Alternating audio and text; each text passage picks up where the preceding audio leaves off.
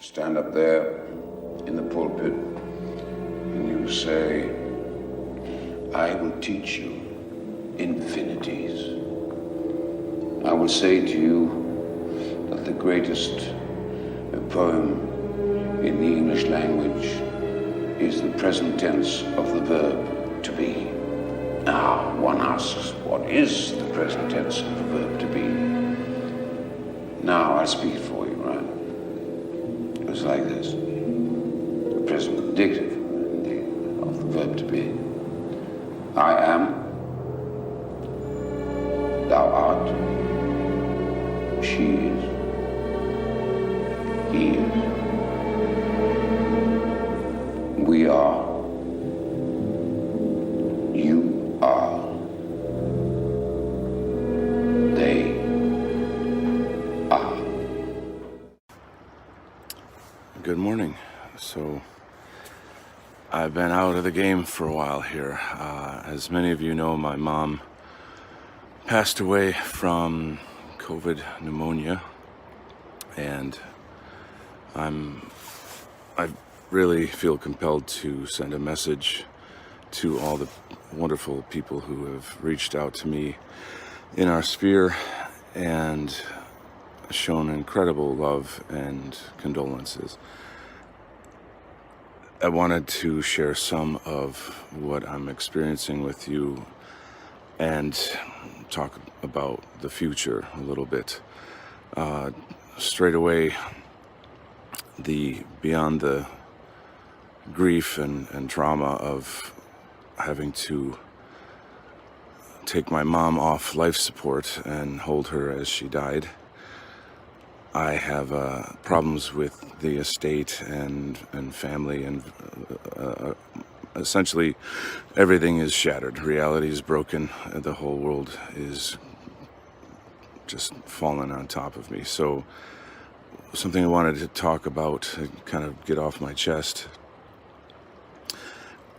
It's at this point with my situation as it is, I don't know that I can afford the time to come back to American Zarathustra with the weight of everything on me. If anyone's ever gone through something like this, they may understand. My father passed away when I was 18, so there's the mortgage and lawyers and et cetera, et cetera.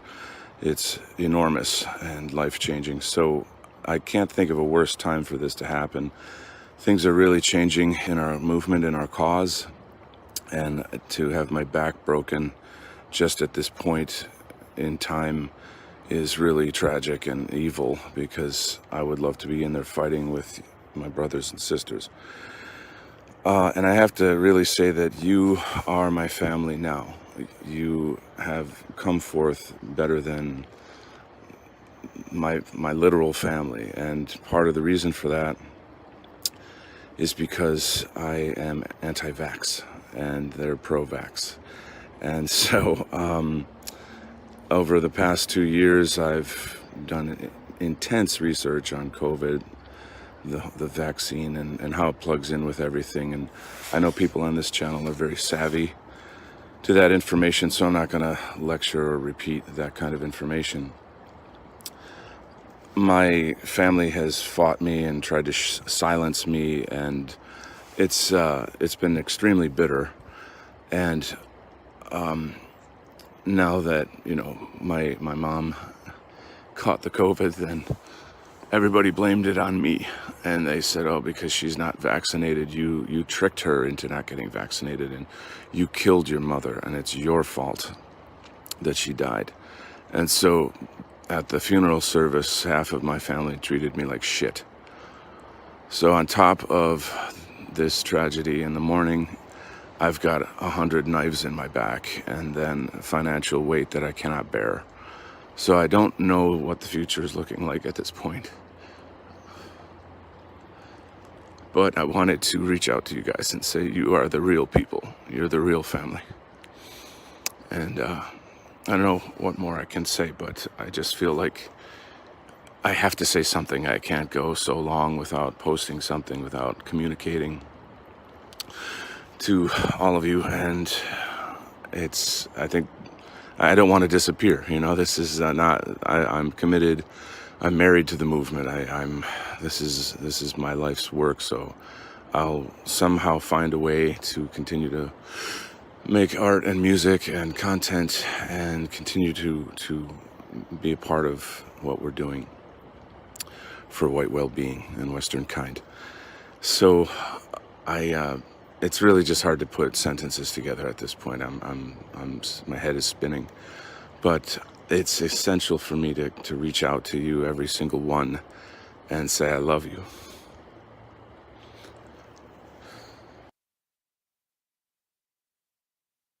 Welcome everyone to Season 3, Episode 8 of Conversations with the Wind. I hope everyone is all right and spending their time wisely. Please be safe and creative out there.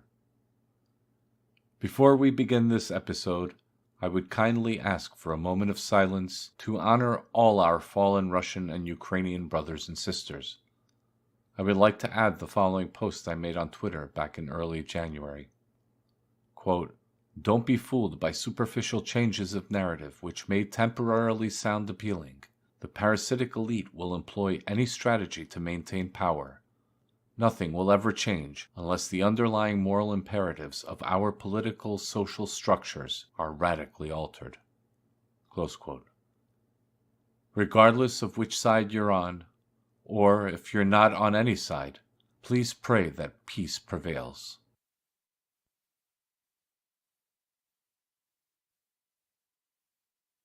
On this special episode, we are going to kick off a fundraiser with the title, Conversations with the Wind, The Best of Donald Kent. I'll forego the Poets in Our Sphere segment and jump right into the conversation with my guests, where we will play audio and video clips Donald Kent selected from previous episodes of Conversations with the Wind. Starting today, the White Art Collective is sponsoring an art auction fundraiser to support one of WAC's pillar artists, the co-hosts of this show, my dear friend and brother, Donald Kent, who has fallen on hard times due to the recent death of his mother. Over the next week, we will spotlight Donald's content from over 3 years in the white well-being movement with a number of special guests on several programs. Please tune in Monday, February 28th at 7 p.m. EST for the WAC Monday Madness, Wednesday, March 2nd at 7 p.m. EST for a review of Donald's interviews. On Thursday, March 3rd at 7 p.m., I will host a retrospective of Imperium art with the legendary Gio as my special guest. Bids on all Donald's art will continue throughout the week. Winners will be announced at the grand finale on Saturday, March 5th at 2 p.m. EST. Special guests will include well-known names in our spheres like Josh Neal, Frody Midjord, Tim Murdoch, and Kai Miros. I want to thank all these fine gentlemen for their support. It means a lot to us here at the White Art Collective. Thank you. Set your calendars for the times mentioned and join us as we come together as a community to help one of our best artists and great son of Europa. I will now present a reading of a beautiful Hungarian poem in memory of Donald's mother. May she rest in eternal peace. I will read this poem in the original Hungarian and the English translation. Here is Mama by József Attila, read by Nullis. Mama, József Attila verse. Már egy hete csak a mamára gondolok mindig megállva. Nyikorgó kosárral ölében, ment a padlásra, ment serényen. Én még őszinte ember voltam, ordítottam, toporzékoltam. Hagyja a dagat ruhát másra, engem vigyen föl a padlásra. Csak ment és teregetett némán, nem szidott, nem is nézett én rám. S a ruhák fényesen suhogva, keringtek, szálltak a magosba. Nem nyafognék, de most már késő. Most látom, milyen óriás ő. Szürke haja lebben az égen, kékítőt old az ég vizében. Here is Mother by Attila József, translated by Vernon Watkins, read by Nullis. Mother, by József Attila. For a week now, again and again, thoughts of my mother have racked my brain. Gripping a basket of washing fast, on and up to the attic she passed. And I was frank and released my feeling, in stamps and yells to bring down the ceiling. Let someone else have the bulging jackets, let her take me up with her to the attic. She just, giving me no look or thrashing, went on and in silence spread out the washing, and the kneaded clothes, rustling brightly, were twisting and billowing up lightly. I should not have cried, but it's too late for this. Now I can see what a giant she is. Across the sky her gray hair flickers through. In the sky's waters she is dissolving blue. Please support Donald during these difficult times by visiting the White Art Collective web store, where you can find Donald's magnificent art at whackmedia.store. You can also submit bids to the fundraiser auction for Donald Kent, American Zarathustra, on the whackmedia.store website.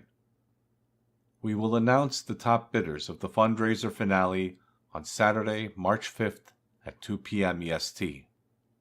Donations are also welcome and much needed. You can donate directly to Donald Kent's Venmo at venmo.com/u/American Zarathustra. I will end this segment with a beautiful song by our brother, Donald Kent. I will then start our conversation with a clip from an episode of Conversations with the Wind, where Donald explains the meaning of this song. Here is Merry Christmas to My People. Welcome to American Zarathustra. I'm going to play a song that I wrote for the White Art Collective Christmas Song Challenge. I have not come up with a title for this song yet. Maybe you can help me.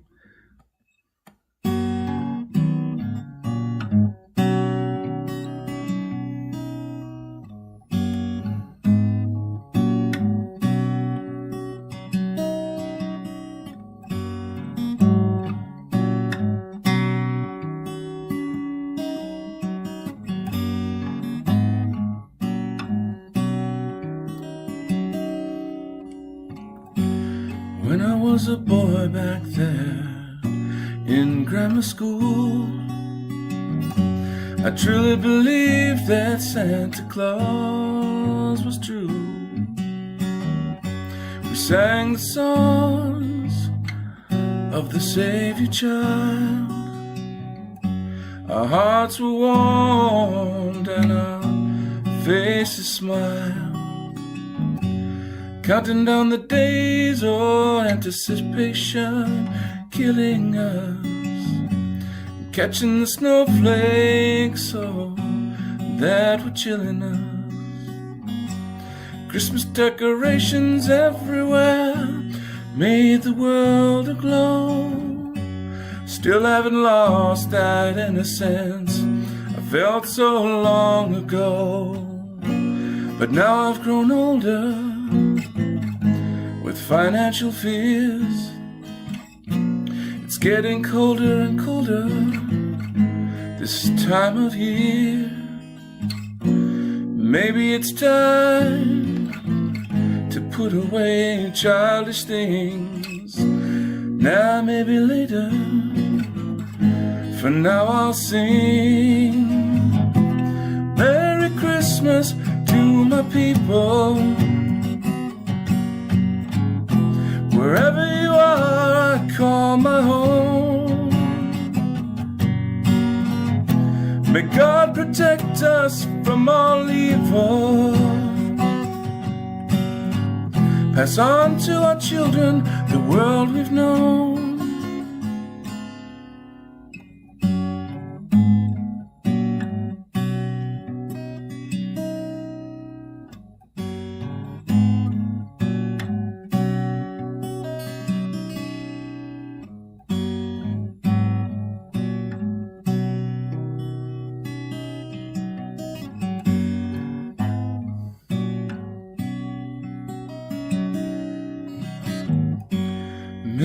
Christmas, Dad. Now I've got a son of my own. I know you're watching from above, but I feel so alone. Until a distant church bell rings, can you hear it? Thanks for teaching me about the Christmas spirit. Now I know the importance of keeping tradition, although I've struggled a lot with being Christian. But Christmas time reminds me of my core principle.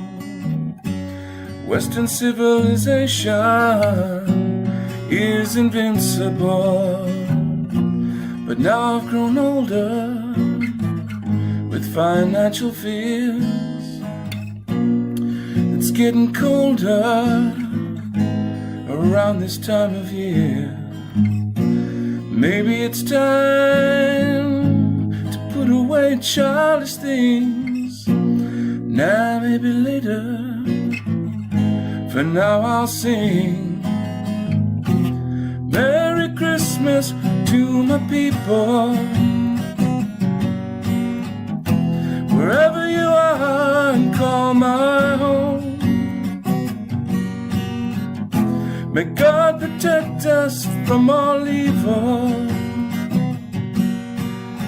Pass on to our children the world we've known.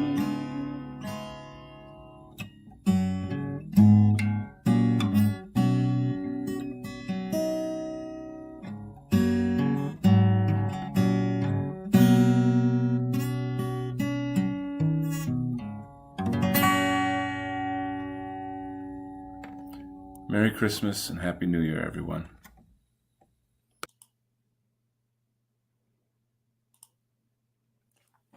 In the next segment, I'm honored to have Dave Martell and Olivia Key as my special guests for this week's conversation.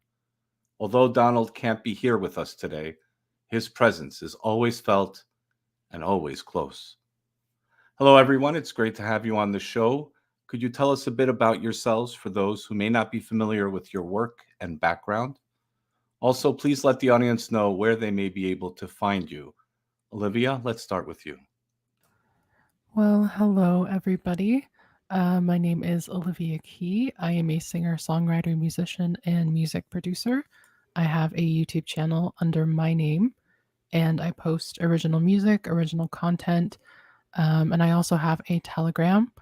That is, I believe it's Olivia Key or it's Key of O. And right now I'm just on YouTube and Telegram at the moment.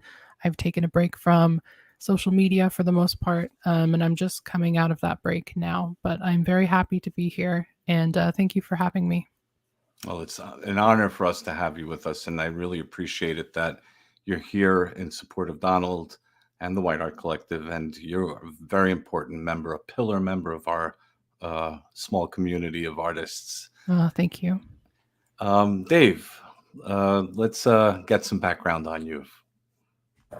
All right, thanks for having me. What's up, everybody? It's your boy Big Dave, host of The Bog, editor-in-chief of the Bizarchives, Weird Tales of Monsters, Magic, and Machines. You can follow me over on Telegram at t.me/theBogLord. I also have a YouTube channel, but if you want to get a copy of the Bizarchives, which issue 1, issue 2, both have Donald Kent's art, you can go get a copy of them at thebizarchives.com or whatever book retailer is in your area. You can follow the Bizarchives at the Bizarchives on both Telegram and Twitter. That was a perfect way to get some energy going in here, Dave. Thank you.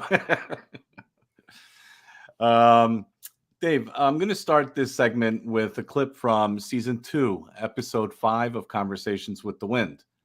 This was a Christmas special with Hyrith, Joshua Lindbergh, and Jeff Winston. In all of these segments that I'm going to be playing, all of these clips, Donald will be there, of course.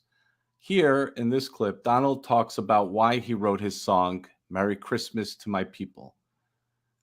So let me play that, and I'd like to get your reaction to it. Just a moment. Bear with me. Donald, I mean, you're the king of Scottish accents, from what I understand. I really like the way that he delivered that poem. It's quite wonderful, actually. No, so I was thinking that it's not just the words, it's the voicing of it. And that's actually unique to, I guess, the medium of poems or poetry, is the way that it's spoken. And it's similar to music in some regard, I guess, in this way. So other than the fact that I love the Scottish accent and I'm part Scottish, I'm a bit biased there, so I'll have to stop. Well, Donald, let's continue with you a little bit here. So maybe we should start with if you could tell us a little bit about the song that I played at the beginning of the show and what it means to you and what it can mean to us.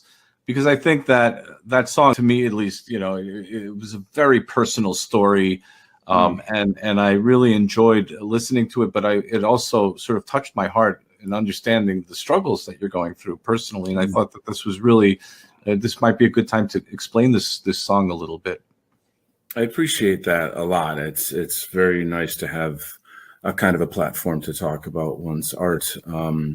So that song, I made it last year for the White Art Collective Christmas Song Contest. And I guess it's been a little over a year that I've been with the White Art Collective. So I was still kind of newish, though. And I really cared a lot. I was like, I really want to share something and make something great for this community. And, I was just so excited about it. I'd never written a Christmas song, though. I'm like a Christmas song. Wow, that was a challenge. And I'm sure all of us, kind of relate to everybody who wrote one. And so, the way it works really is, I don't know. I mean, I like the cute and fun Christmas songs, but I'm not a guy that can write cute and fun songs in general. So I sort of thought, okay, let's dig down and make this deeply authentic. And I discovered really it's kind of autobiographical. It's essentially about retaining the innocence of your childhood and the open-heartedness that you have, the sort of embracing the spiritual nature of Christmas, and with family, community, church, all these aspects of life. I had a really, really good childhood, a very close family, a fantastic community. It was kind of the American dream. And then since then to now, things have changed so much in our world. And so I'm kind of saying, hey, let's shine a light.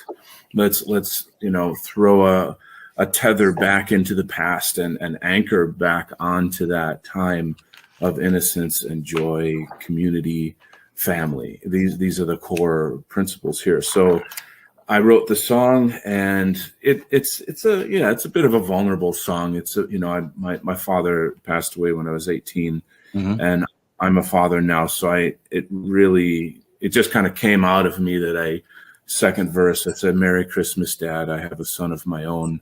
Yeah, that was very powerful, by the way. It kind of chokes me up, to be honest. When I get to that part of the song, it's difficult for me, but it's real, and I think everybody or many people have this kind of experience. Holidays can be quite tough, actually, for people who are grieving and whatever, but it's through the arts and music, song, we make a statement, we make some kind of form of, I don't know how to call it, just we capsulize a spirit and a feeling, an idea, and we sort of set it out there to the spirit world in a way to say, I'm okay, I love you, thank you for everything you've done. I hope you're in a better place, and I'm going to keep on keeping on here in this world, doing good. So the crazy thing about that song, though, is I took a chance and I shared it with a musician friend of mine who I've known since childhood, very close friend, and he kind of freaked out and called me a racist and stopped talking to me. Wow. Yeah. So he, it's funny because he didn't really focus on the personal aspect of it, the emotional aspect of it, and the honesty of it. He looked at it from the ideological lens, which is kind of sad in so many ways. Right. Well, I've been thinking about this though, because that was extremely, extremely painful. But I thought, I lost a friend, but I gained a pack. Right. Like love my new friends in the Whack Pack and in the white positive sphere in general. And I feel at home. I feel I can be myself and all these things. I can write songs like that and share it with you guys. And I think that that's just an example of what many of us are experiencing or have experienced. Oh yeah. Yeah. So I feel like I'm just going to have compassion for him. Maybe someday he'll come around in some way and I'll still be here. I'd help him, but it just is another example about how people are so triggered on this topic. Donald, I have to say that surprises me that your friend found that song to be like, racist of all, like, because that song's, it's very sentimental. And I remember when you first came out with it last year for the Memeing of a White Christmas Volume 2, by the way, available on the Wax Store. I feel like I just, had to do that. But my parent, I've told my parents about White Art Collective and everything, and I shared that song with them last year. And I remember my mom saying, "Oh my gosh, like he wrote that?" And I was like, "Yeah." And she's like, "That's so good." And she just loved it. She thought she was just raving about it. She loved it. She was like, "That's something that we could just listen to all the time." So yeah, that feels really good to hear. Yeah, that's kind of the dream of all of us creators, is we want more and more people to hear our music or poems, art. That's all. Yeah, definitely. Donald, I think you and I had a conversation last Christmas. I remember being at my brother's house and we were talking about that because I think you were upset about having shared that song with your friend, and I don't think you weren't expecting that dramatic of a reaction. You were thinking you're like, he's gonna be, hey, that's a nice song, But right. I agree that it is nice because it's not like a goofy song or like a fun feel good song. Obviously it's cool to have a song that is more honest about the holidays. Where else are you gonna find that? I mean, you can it's almost nowhere. Almost every song is just like everything's fine. You put on the mask for everybody, but so I think that's really great, and it's great that you did make yourself vulnerable in it. I think that's it takes courage to wear your heart on a sleeve, and share that with everybody, about your dad, and also your struggle. I think that's really good. That's a topic that keeps coming up, like your struggle with Christianity. But how you still recognize the importance of tradition and have a reverence, these are things that a lot of people struggle with. So I think that's great that you touched on those in that. It's a great tune. Thank you. The irony of all this, if he could only hear the songs that I write now, which are like 1,000 times more based, and like very, very, like frontal, there's a lot of powerful things that I say in my music now. But anyway, as far as the rawness or the honesty, I do feel that those kind of songs, they last, they have an impact. There's something. Now Christmas is a time you want to be happy and listen to fun songs or romantic songs.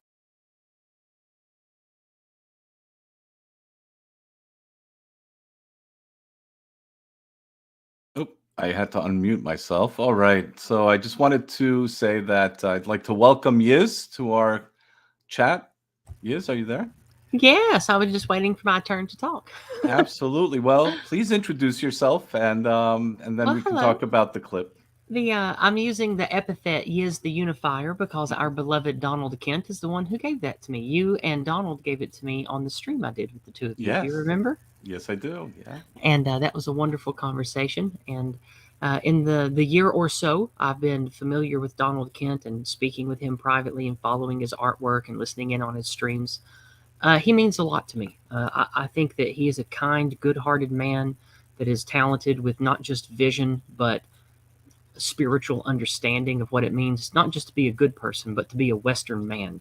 And I think that he gets a lot of things that not just young men, but everyone needs to hear these days. And I think that I'm very blessed by having Donald in my life.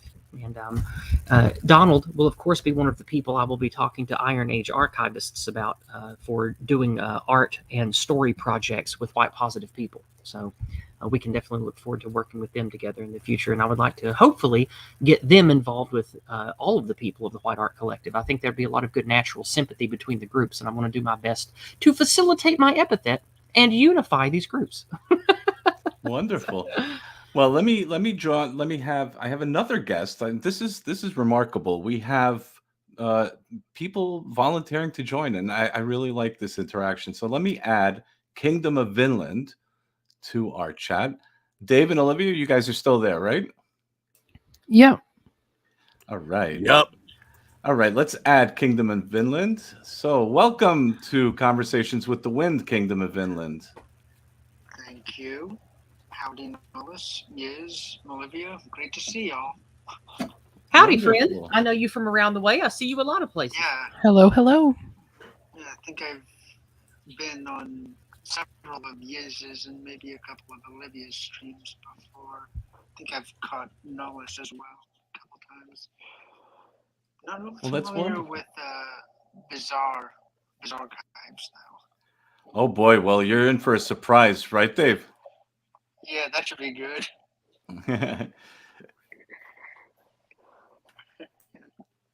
So, Kingdom of Vinland, can you increase the volume maybe of the microphone? I just Yeah, I can't hear him at all. yeah, it's very hard to hear you. Wait. Okay, how do you do this? Not Are you really sure. farther away from the microphone maybe? I'm not sure if that would be the issue, but I can put the phone closer to my face. I'm on mobile. I can okay, I'm basically gonna try to push it into my face to see if Well, we'll try to experiment with it. But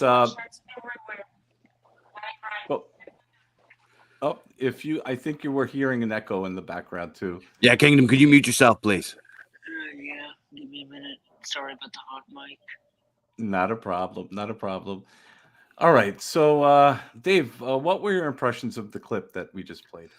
Well, a couple things. Number one, that guy that he said stopped being his friend because he got all spurred out and offended by that song. That guy can go fuck himself. Like, what a scumbag. You know, these people that have this loyalty to this abstraction of globo homo over people that are in their lives and that care about them are just the lowest form of life to me. So that guy, yeah, I don't want to offend Donald by saying that about his friend or whatever, but that upsets me.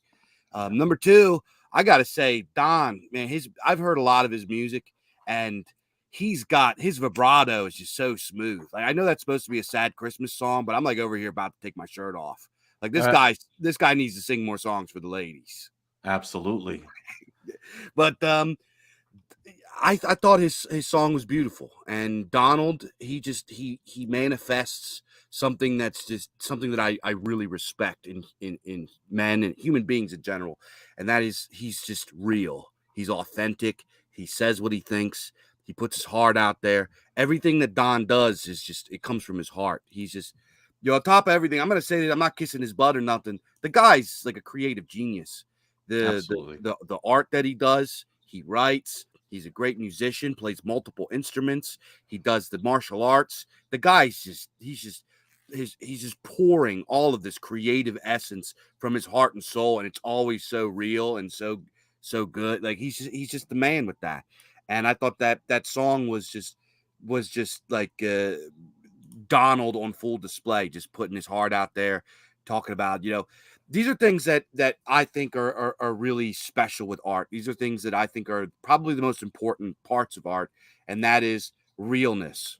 Right. In that song, he says things that are just very, very human and relatable, and as he said, vulnerable. It takes a lot of courage to come out and say, anybody can come out and say, yeah, I'm the man, I can do this, I can do that. But to say, hey, I have trouble with this, I struggle with this, these are my tribulations in life. To do that takes a lot of balls. And Don Kent, he comes out there with things that we can all empathize with. And this is, hey, I love my dad and I miss my dad. Hey, I'm having trouble with my faith. Hey, I just want to throw Merry Christmas because Christmas is magical and special. And I just want to say that to everybody out there. And that's just a special song. And Don's a special guy. Yeah, Dave basically just took the words right out of my mouth. I feel the same with that. Like how important like being authentic and honest is, especially nowadays with all the insanity and the lies and the bullshit.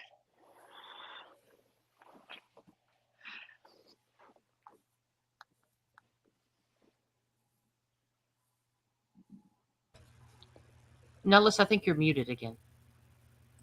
Oh, sorry. I was talking and then I didn't even realize I was muted. Thank you, Yes. That's all right. I noticed that it went silent, and I felt in my streamer soul that you were speaking, but you had muted yourself. Thank you, Yes. I appreciate it. Yeah, no, Kingdom of Vinland, I absolutely agree with you. We live in troubled times, and really, there's a lot of antagonism towards us, and to have someone like Donald wear his heart on his sleeve. I can tell it's troubled times. Like, unlike you guys, basically, like, I've never known a time before this. Like, I was born, like, I'm from this century. You guys are, like, late 20th. So, like, the internet is, like, something I've had basically all my life. Like, I'm not sure if that's the same way for y'all, but it's been for me. It's I've grown up. Yeah, it's. I mean, I'm not going to reveal my age, but it's definitely something that it's a different generation for sure. Let's get Olivia to say something here. Well, I'm 28, but I still remember the dial-up sound, so I don't know where that puts me. But yeah, but as far as Donald he's so talented. He's so talented, and I would love to hear more of his music. I know that we've been wanting to collab for a while now. And I haven't heard his stuff in a long time, and just hearing that song again, just being reminded of the quality of his voice, how skilled he is to be able to not just play an instrument, but to play and sing at the same time is a different ballpark. And he's obviously a wonderful he's wonderful at drawing and creating in that sense, but he's also got a great voice, and he can play an instrument, and he is so multi-talented, and he's so kind. He's had me on his channel before, and he's, it's my channel. I didn't have that many subscribers back then, but it was really cool to be able to actually kind of, be interviewed and asked about my music and the interest that he took in me and in my art. And he can do a Scottish accent. That's great. That's so cool. So, it's just, he's such a wonderful person. And I'm really glad that I can be here and just be reminded of the many talents and his artistic creativity. Absolutely. Kingdom of Vinland, the problem we're having is that the audience, we can barely hear you. So it's really hard to hear what you're saying. If you could somehow fix that, but if you could sign out and then see if you could fix it, you're welcome to come back, but it's very hard to hear you. Okay, audio. So just see if you could put it on mute and just see if you could fix it, okay? And I'm looking through the settings now, trying to figure this stuff out. All right. Well, while you do that, let me jump to the next clip, okay? I was gonna say to Olivia, like, I love your cover of Country Roads. It's honestly one of the best I've heard. Oh, thank you. All right, so let's jump to the next clip, and let me just go here. So what I'd like to do now is introduce the Conversations with the Wind episodes and just play the clips, after which I'd like to get your reactions on it. So the next one is from season 3 of Conversations with the Wind, episode 4, Symbolism and Tradition of the Irish Soul, with Laura and Jack White. Let me just get it on. favorite poet is Jack White. Yeah, from Ireland, Jack White. He's the greatest poet that. Anyway, then there's these other guys like Yeats, Keith. Anyway, I've got these two poems lined up here, and I can't decide which one I want to read. Read them both. Oh wow, okay. So I was going to do it in an Irish brogue, but I didn't want to get the shillelagh from Jack, that. You'll get it. Actually, I didn't know you. There's nothing worse than an American doing a terrible, lousy Irish brogue, I think you're doing it pretty well. Oh, really? No, Anyway, it's just something fun. But anyway, you get a few beers in me, and I'll do that a lot more. Okay. So this first one is called "Come to Me, Dearest" by Joseph Brennan, and this is the more romantic one. Come to me, dearest. I'm lonely without thee. Daytime and nighttime, I'm thinking about thee. Nighttime and daytime, in dreams I behold thee. Unwelcome the waking which ceases to fold thee. Come to me, darling, my sorrows to lighten. Come in thy beauty to bless and to brighten. Come in thy womanhood, meekly and lowly.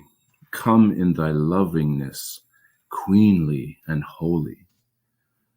Swallows will flit round the desolate ruin, telling of spring and its joyous renewing, and thoughts of thy love and its manifold treasure are circling my heart with a promise of pleasure. O spring of my spirit, O May of my bosom, shine out on my soul till it burgeon and blossom.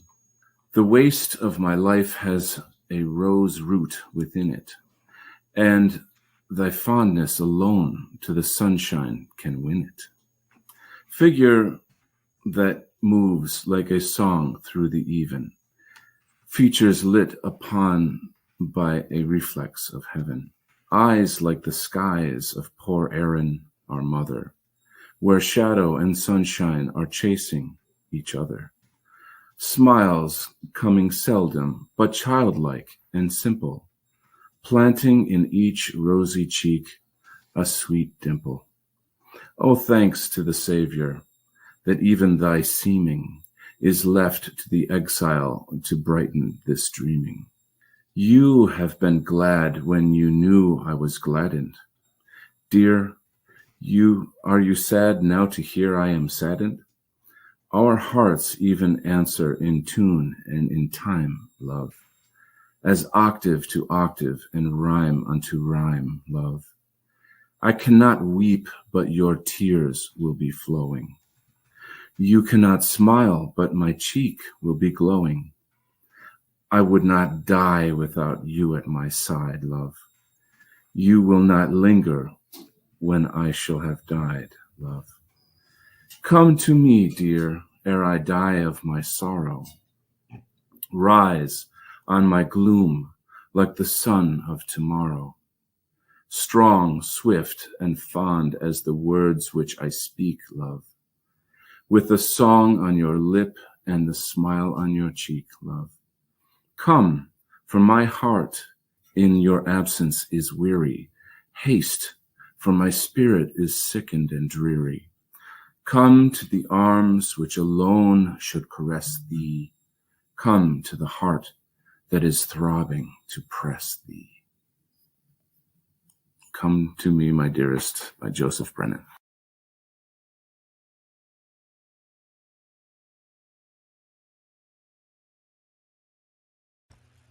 That was lovely, and I'm sure that Nullis is saying something like that, but he's muted. No, I'm right here. I just wanted to pause it. All right. So what were your impressions of the poem and the way Donald introduced it?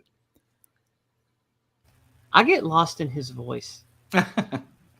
Like Donald has so much passion and emotion that he can convey in his voice that it's almost a like a spiritual reverberation that tells the story on top of the words he's reading. And that's why I like just listening to him talk about anything he's passionate about. It's this enchanting charm that he has through his voice.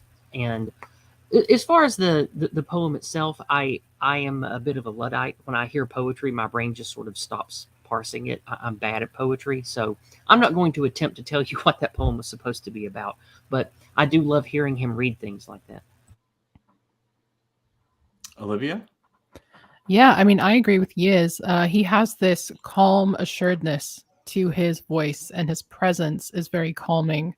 And he's just really able to focus and articulate on every inflection, on every word, and really tell a story. And it is quite a gift. It's one thing to take pleasure in something and to enjoy something. But it's another thing to be able to actually present it, for others to enjoy. And he obviously really, really enjoys what he does, but he is also able to,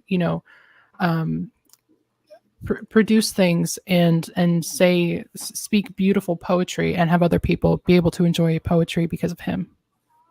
Absolutely. And Dave?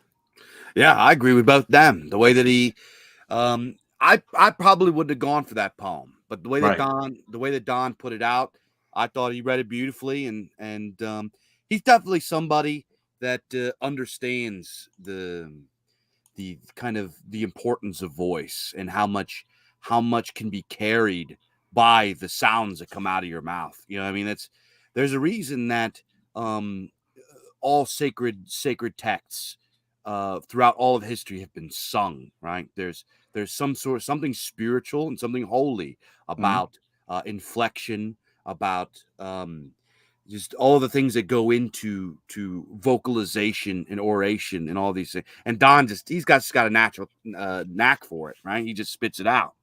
Yep. And I'm going to continue now. Just bear with me a minute, because we're going to continue with the same episode, just another clip from the same episode. All right, hold on. I wanted to kind of give a little bit of context of myself and how I relate to this topic. So I descend from Irish coal miners on my father's side. So my father's family immigrated from County Cork and, moved into Pennsylvania and, that whole Irish American experience. So my whole angle on this really is through that Irish American lens. My dad used to say, no matter what anybody says, you're 100% Irish. He said that all through his life, even though I'm not 100% Irish. But I think I learned something about the spirit there that I gained from my father and my family, is this kind of fierce pride and a kind of a great passion for this culture. But I had to learn about the culture, over the years. And I was fortunate that in high school, I became best friends with an Irish girl who was very, very heavy into poetry. And so she's the one that got me into writing poetry. And so her family had all kinds of wonderful sort of Irish folklore art around the house. And it just gave me a kind of a taste of that culture. And it's, I'm really here more as a observer in a way, though I'm more learning from Laura and Jack to help me to reconnect, with that part of my ancestry. But as far as, looking at it through the kind of Irish American lens, I just feel like, there's a romantic rebel spirit among the Irish. I feel it's probably not exclusive to the Irish, but I would say that's a very Irish thing. There's the poetry that I'm kind of in love with, or the poetry that I have read the most is more, I guess in the not current poetry and not ancient poetry, but sort of, Keats and Kavanaugh and like that, that kind of era, World War I, and before then as well. So there's still a lot to learn. I also think that there's something to say for Irish music. I mean, that crosses over a lot. But as far as that the warring, of people outside and people inside, it's tragic. I think that, for me, I always sort of want to see like a one Ireland, I guess that's kind of maybe an ignorant way to look at it or something because of the complexities of the situation historically. But I just say that, I love my people and I want them to be successful. So right now, my main concern is about globalism and the invasion of, people from Africa and the Middle East and all that. I have another best friend who's a doctor. He's from America. We played in bands together growing up, and he moved to Ireland. He's telling me, Don, get your Irish second citizenship and move over here, And if I do, which I have to be honest, I have thought about that seriously. That would be a battle that I would take up pretty fiercely, is to stop the foreign hordes. I'm just going to continue and let this continue to the next clip, and then we can talk about it. Should be a second. This topic is a big one, but I think that this, within the microcosm of, I don't know how to phrase this, Ireland and this subject is an example of the greater imperium, as I'd like to call it, meaning white people as a total on Earth, at recognizing their whiteness, however you want to. And I use whiteness as, for lack of a better term, our Europeanness. I don't know, what's the right word, but let's say our whiteness. So part of it is that the circumstances we're living under are going to force us to recognize ourselves as a totality, as a demographic in the global population. So, and as we know that, Caucasians make up something like maybe 10% of the Earth's population, something like that. Yet we, put a robot on Mars or a man on the moon, or we built civilization, and English is the number one global language, et cetera, et cetera. So if we took all of our technology, our medicine, our finances, our civilization, everything away from non-white peoples, they would plummet back into their biosphere. They would, depending on what country they're from. And so they need us. And globalism is a suicide machine that's been strapped onto our backs. The more they use us, abuse us, and suck our souls dry, they're driving themselves towards their own demise. If whites ever are extinct from planet Earth, the whole planet will go backwards. So this is how I'm looking at it. But anyway, the point I'm trying to make is that these hardships, we should be using them to bring about this cross-cultural, cross-ethnic oneness, what I think of as the imperium. So the idea that, there's problems, like what language should the road sign be in?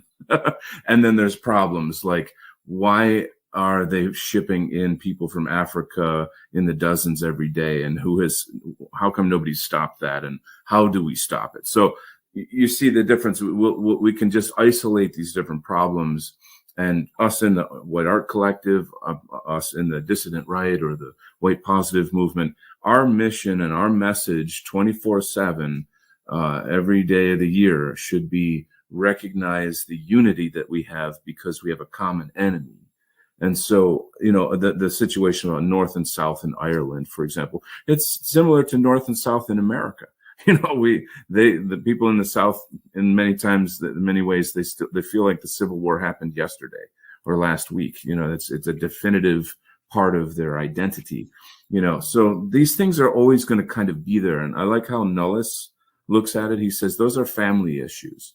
You're gonna fight with your brothers and sisters, but at the end of the day, if somebody threatens them, stand back, because I'm going to go in and defend my brothers and sisters. So I think we just have to try to stop dwelling on our differences, on our history. And I know that's hard for people in Europe, especially because there's hundreds of years of war, with their neighbors, etc. And look at where we are now and envision where we're going to be in 10, 20, 50, 100 years. So that being, this is the focus. We are Western kind. We are Westerners. We are whites. and we must behave as one family in order to go forward. So that problem trumps all other problems. So before we go into this review of the or reaction to this clip, I just wanted to thank Kingdom of Inland for joining us. He had some internet connections and we couldn't really hear him, and there's a lot of material that we have to cover. So I just wanted to thank him for joining us. And now let's go to Dave and get your reaction to what was said here. Well, first of all, I got to say, he mentioned about being of Irish stock. The son of Irish coal miners that settled in Pennsylvania. I am the son of German coal miners that settled in Pennsylvania. And there's something special about this stock that we come from, this stock of old world people that have been in the new world for a long, long time. Yeah, Went through a whole lot of hell. Got stepped on by the machine, lowered down into coal mines to be crushed and treated like hell, and got black lung by the time we turned 40. We had a lot of family members that died down there. We were oppressed by the coal companies that didn't pay us money. They paid us in vouchers that we had to use at the company store for hundreds of years. We were treated like this. And when we rose up and fought back, the coal barons who owned the government at that point mobilized the militias to come shoot us down in the fucking streets. So there's a whole lot of dark history to old blood American stock, and for some reason, those of us that come from this stock, there's a little bit of fire in us. There's a little bit of spark and a little bit of something that's there that's not really that's pretty special. And preach, brother. Yeah. Yes. Are you from this? Yep, my family are Irish and Scottish mostly. We had a little bit of Germanic influence in the later 1800s, but my family's mostly, from what I've been told, Scottish, and then Irish people from Kentucky and West Virginia coal mining area joined up into our family between, like, I think 1860, because after the War of Southern Secession, there was a lot of turmoil here. People losing brothers and husbands and stuff, and from the way that I heard, from the way I hear from my family, I'm not going to say my family's real names, but the real names that are in this series of valleys, these farms were started by mostly the Irish mining families, people that came down into our mostly Scottish. I think we were pig and goat or pig and sheep farmers in the 1800s. I don't remember exactly, but the farmlands that I'm from here in this pair of lush valleys around this river here.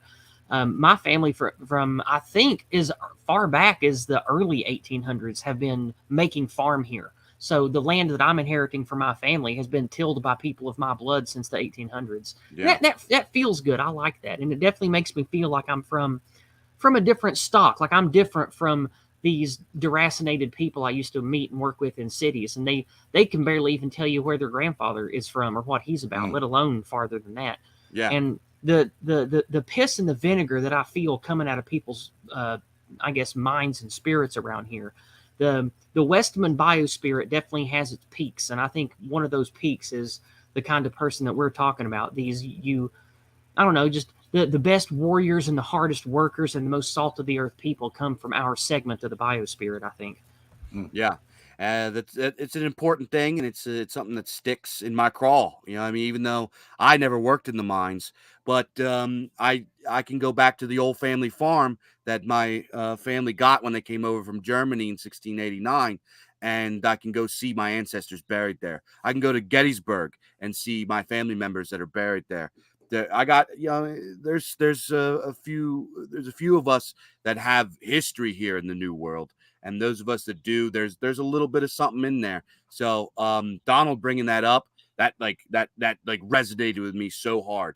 Some of the, it's an important thing for a lot of us that have been here for a long time, that remember our great grandfathers' names. They remember our great great grandfathers' names, know where they're buried, and can go see them and remember their hardships and remember what they went through to build this country. And now that I actually have a poem about this. It's called Mother Pennsylvania. You want to read it? I think I can recite it from memory. Go for it if you can. So, how's it? It's Mother Pennsylvania. From the mighty Susquehanna to Allegheny flowing free, born of old Appalachia, mountains painted sea of green. My father's fathers were all born here, steely boys, mountain bred. They couldn't read nor write their own names, but in every war they gladly bled. But little thanks did they get for all the battles that they won. I forgot. Let me bring it up for you. Well, while we're waiting for Dave, Olivia, did you want to add anything?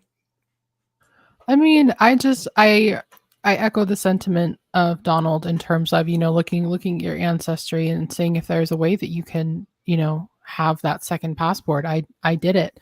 And it's an arduous process. It takes a lot of time. It takes patience. Nobody likes bureaucracy, especially, in dealing with a country that's foreign. And I also, I totally feel for Yiz and Dave. I'm founding stock as well. On my English side, my ancestors came on the Mayflower. On my German side, my ancestors came and farmed North Dakota. My great grandmother grew up her whole life, never even saw a Black person until she moved to California. And I have Irish ancestry and I have Scottish ancestry, and I absolutely feel, I'm proud of all of it. I don't feel guilty for any of it. I'm glad that I also have a second European passport because that's my blood as well. And I feel that fire that Dave's talking about, that Yiz talks about, and that Donald's talking about in that clip. So yeah. This before I get back to Dave. Dave, did you find it, by the way? Yes, I do. I have it up. Well, then just go for it. Lay it on us. I want to hear it. It's Mother Pennsylvania. I'll just start over for everybody. Absolutely. From the mighty Susquehanna to Allegheny flowing free, born of old Appalachia, mountains painted sea of green. My father's fathers were all born here, steely boys, mountain bred. Couldn't read nor write their own names, but in every war they gladly bled. Little thanks did they get for all the battles that they won. Stock boss said, get back to work. There ain't no time to mourn for sons. Mama drank whiskey every night until she died alone. She never healed from when the stock boss said, your boys ain't coming home. They got crushed down under earth. They screamed but couldn't be saved. But the company's gonna keep their checks because they ain't alive to get their pay. This went on for many years until we broke our yoke. Coal mine barons done pushed too far, got repaid with rifle smoke. Mother Pennsylvania embraced us all with love. We lived and farmed as free old boys, praised the gods above. But now the piglets have grown to hogs and they're getting rowdy in their roosts. The baron's kids are back again, asking for the noose. They called us backwards way back when, but now we're racist, they all say. Bourgeois lies from faggot thieves to take our land away. These yuppies think they can pull one on me. Well, they can surely try. Like my father's fathers that came before, for Mother Pennsylvania, I will gladly die. Fire. That's beautiful. That is beautiful. That's how I feel here. My kinfolk and I, we talk about it all the time. Like my family has fought and bled for every war this forsaken country has ever been in, and now knowing what I know now about government and states and the lies we've been fed since we were born, I don't think that they fought for a good cause most of the time. But the point is, the people that we are, we're fighters, we're passionate, and we want our actions to matter. We want to glorify God, we want to lift up each other, and we want to build something great together. Whether it's a little farmland, whether it's an auto body shop out here that likes to keep hot rods of old going, like all around me out here are people that care about building things and making stuff for their families, for their church. Mm-hmm. And that's how people still live out here. It's how I was raised 40 years ago. It's how the people that came 40 years before that were out here. And when you stray very far from outside of my little rural holler out here, you don't have to go more than like 20 miles before you start to hit the empty, cancerous city life of a bunch of deracinated people that have nothing, all this, the welfare housing and the migrant workers and all this garbage. Like, you don't have to go too far from a pristine, almost storybook like Wonderland before you hit that in any direction. And You that's know, why I think people like Donald, they need to sing the songs and speak the words that inspire our people, that Right. trigger our genetics, our biospirit to build and live the way that people are actively still living out here away from all that nonsense. And I want to see rural America fortify and grow and become emboldened, and us actually, I don't know, be in control of the land that we so love again. This is an excellent segue to the next clip that I'm going to play. But before I do, I just wanted to mention that this stretches as far back as the nuclear family. If you think about it, it's in the past you had a larger community, a town, a village, a tribe, where everyone was responsible for each other, where everyone knew each other. And in this postmodern world, that was derided, treated as outdated. It was treated as intrusive, as opposed to being something uplifting. And the nuclear family was the first step in the wrong direction, if you ask me, where people would move to different parts of the country. They would be uprooted. And of course, there are aspects here that we should look into, the pioneering spirits. That's a different element, because when the pioneers left, they went in communities. They didn't go as individuals.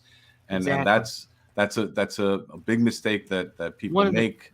One of the things that I talk about in my speeches, in person and on my channel, is we have to realize that the psyop of the idyllic 1950s or 1940s life, that was sculpted to deracinate us and to break apart naturally forming strong communities. Because when you look at all the TV shows, all the movies, the people that spoke highly about building the nuclear family, it was the communism that Americans would buy at the time. Yeah. You look at all the propaganda, no extended families, no religious iconography, no talk about building massive communities, no talk about building your own businesses and moving away from the corporations. It was all about state and corporate growth, and each man being his own little king of his own little nuclear family, his own little castle. But what they didn't tell you is when men are broken apart and all individualized, they are easily controlled by the people who control us now. And that's why I think that was done to us on purpose to prevent strong communities and folk assemblies from resisting this control. Yeah. Yeah. I agree with what she's getting at here, but I would say that this is pretty far away from what communism. This was purely capitalistic. Oh, for sure. Function. I totally agree. Yeah, but like corporations. This was because during this time, yes, I'm sure you have knowledge of this. Back when our ancestors were down in the mines, these coal companies had complete control of the government. The state was almost nothingness. People could absolutely. look up about Smedley Butler and the business plot. This was corporations. When I say it's the communism that Americans would buy, I view what the American empire has been the last 100 years and what the Soviet Union was. To me, they're just different faces of the same materialist coin, with the same rich, satanic anti-white scumbags controlling it, no matter what version or vision that it takes into people. Yes, it's the same materialist evil. Yeah, I'm not standing up for communism. Yeah. I'm just saying there's a time to point the finger at capitalism, though. Oh, certainly, sure. Yeah, no, go ahead. By all means. Yeah, definitely. All right. Well, let's jump to the next segment here, because that's actually a really good segue here. The next segment, or the next clip that I'm going to play, is from season 2, episode 8 of Conversations with the Wind. The title was Identity versus Ideology. Where do you stand? And the guests were Strix and Spencer J. Quinn and Donald. And here Donald is going to read a poem, New Zarathustra. So let me just play that, and let's tie that into this conversation. Indeed, I do. I'm just, through the course of our conversation, I've been rethinking this poem that I wrote that I'm going to read, and in terms of things like how I identify as an artist, or the balance between identity and ideology, it connects on so many levels with history and the things that we've all been talking about. So in a way, the show was kind of like a good lead up to this, hopefully. Anyway, so I'll just begin. It's called New Zarathustra. Tall walks Zarathustra, a gleam in his eye. The more they try to kill him, the more he'll never die. Through storms of heartache, trauma, and betrayal, his will to power has grown stronger to prevail. He is the Hyperborean, the Scythian, the Roman, exuding the light of Apollo's sun glowing. Stand up, my people, stand up with glee. Your ancestors awaken from within thee. Stand up, my people, stand up and behold. A new story of glory is about to be told. Stand up, my people, prepare for a feast. The solar sword falls, the double-headed beast. Stand up, my people, and decorate your hearth. Remember and celebrate our inborn worth. Men, your morality earns women's loyalty. Together you shall sire a generation of royalty. Come not hither with faces sullen nor sour. Our destiny is as the long hand to the hour. Reach higher into heavenly height, never entangled by plebeians so trite. Yours is the fierce lion to ride with the pride, none but ourselves our future to decide. Take heart and let Eden's snakes go slither. Mine enemy's envy will cause him to wither. Now take to the land, the sea, and the sky. Never again apologize for the color of your eye. Blue and green, as in all nature's design. From the modern world, you now may resign. For modern is a label, the truth finds libel, and God is ineffable beyond any Bible. Remember now, before your past was obscured. Remember the music your ancestors heard. Remember our blood for victories won. Your imprisonment as a goyim has come undone. New Zarathustra by Donald Kent. So, Olivia, let's get back to you because we haven't heard from you. What were your reactions to this? I think it's something that every Western father should read to his son. I think it tells a story as much as it is a call to arms, you know? And it's just beautiful in the way that he reads it. You know, he's very invested in it. Right, exactly. The key, he's genuinely speaking from the heart. He believes every word that he's saying. And to me, that makes this even more profound. Yiz, what were your impressions? Sorry, I was having trouble clicking my button here. I think that the overall message there is just one of don't give up, be invested in what matters, because we're the light that pushes away the darkness. I think that's a message that we all need to give to our loved ones, to the people in our community. We have to not let that flame go out, because no one else will ignite it if it goes out. We have to keep it alive, and it's worth fighting for. Absolutely. And Dave? I thought it was fire. I thought that poem was great. It talked about victory, had a heroic tone to it. Don, you could tell Don was getting fired up when he's reading it. I thought it was great. Yeah, it was absolutely, you could tell that he wanted to do a lot more, and he was at least my impression was that he was kind of holding himself back a little bit, and sometimes I feel that Donald Unleashed is a sight to see, you know.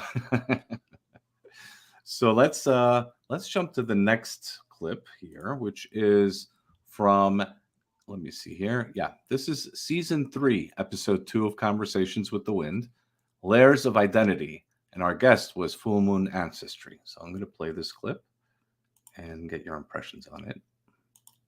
Well, there's just a lot going on here. I feel as if that I'm lacking in reading more literature like this. So many people in our sphere that are, really, really well read and well spoken on Western literature. And I've spent most of my life reading Eastern philosophy and only got into kind of Western philosophy and literature more within, say, the last 5-6 years or so. And so obviously being on this show has really been a fabulous cultural experience as well. And of course, I write my own poetry, and I thought maybe I would share one with you guys on this general topic. And it kind of echoes back with what I was talking about before, trying to balance the spiritual with the mundane. This is a piece that I wrote when I was living in New York City some years ago, and it's kind of narrative poetry. It's a bit different from the style that I usually do, which is probably a bit more, I don't know, impressionistic. So it starts off in a dream, and then anyway, so I'll just go ahead and read it. She is the H2, I am the O. Hold it back until it's time to let go. She is the moon full and round. I listen to listening without a sound. Earthbound, reborn forever again, like salt in the sea. I am one with thee. Beneath the storm, love and hate, attachment to form, tossing and turning, as if in a dream, sunk in and swimming in the things that seem. Along she comes, her body the boat. Will she take me to the other shore? I'm never sure. At the waves' whim, I am floating inland or out to sea again. The stars cannot guide me through the tempest. The best I can do is to discipline the oar, rowing into the dusk. Salt water burns and the mechanisms rust. But the power of love goes beyond the flesh, the power to love and ease your distress. 6 o'clock, my alarm goes beep, ascending the depths of sleep.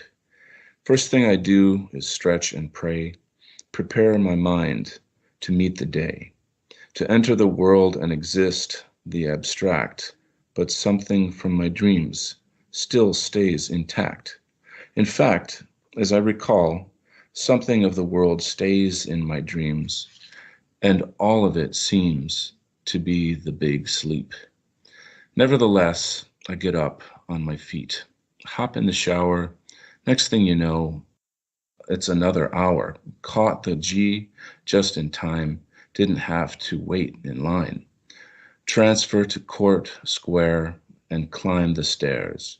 Same feet, but different faces. For a moment, we meet and go our different places. The scream of trains coming to a halt. Someone darts a glance, his eyes telling me it's all my fault. Subways smell like a piece of hell, and I try to keep my mind clean. Look away from the magazine. Remind myself it's just the world that seems. I don't buy it. They say it's easy to practice upon the holy mountain, but my practice is the street poundin', facing demons and devas on a daily basis, running in the human races, loving and looking for something true. I see through you too. Next stop, I get off in Queens. Some people making the scene. I've been through this routine so many times. Could do it with my eyes closed. Here comes the 7. I'll step up to the yellow line. Let them off before we get on.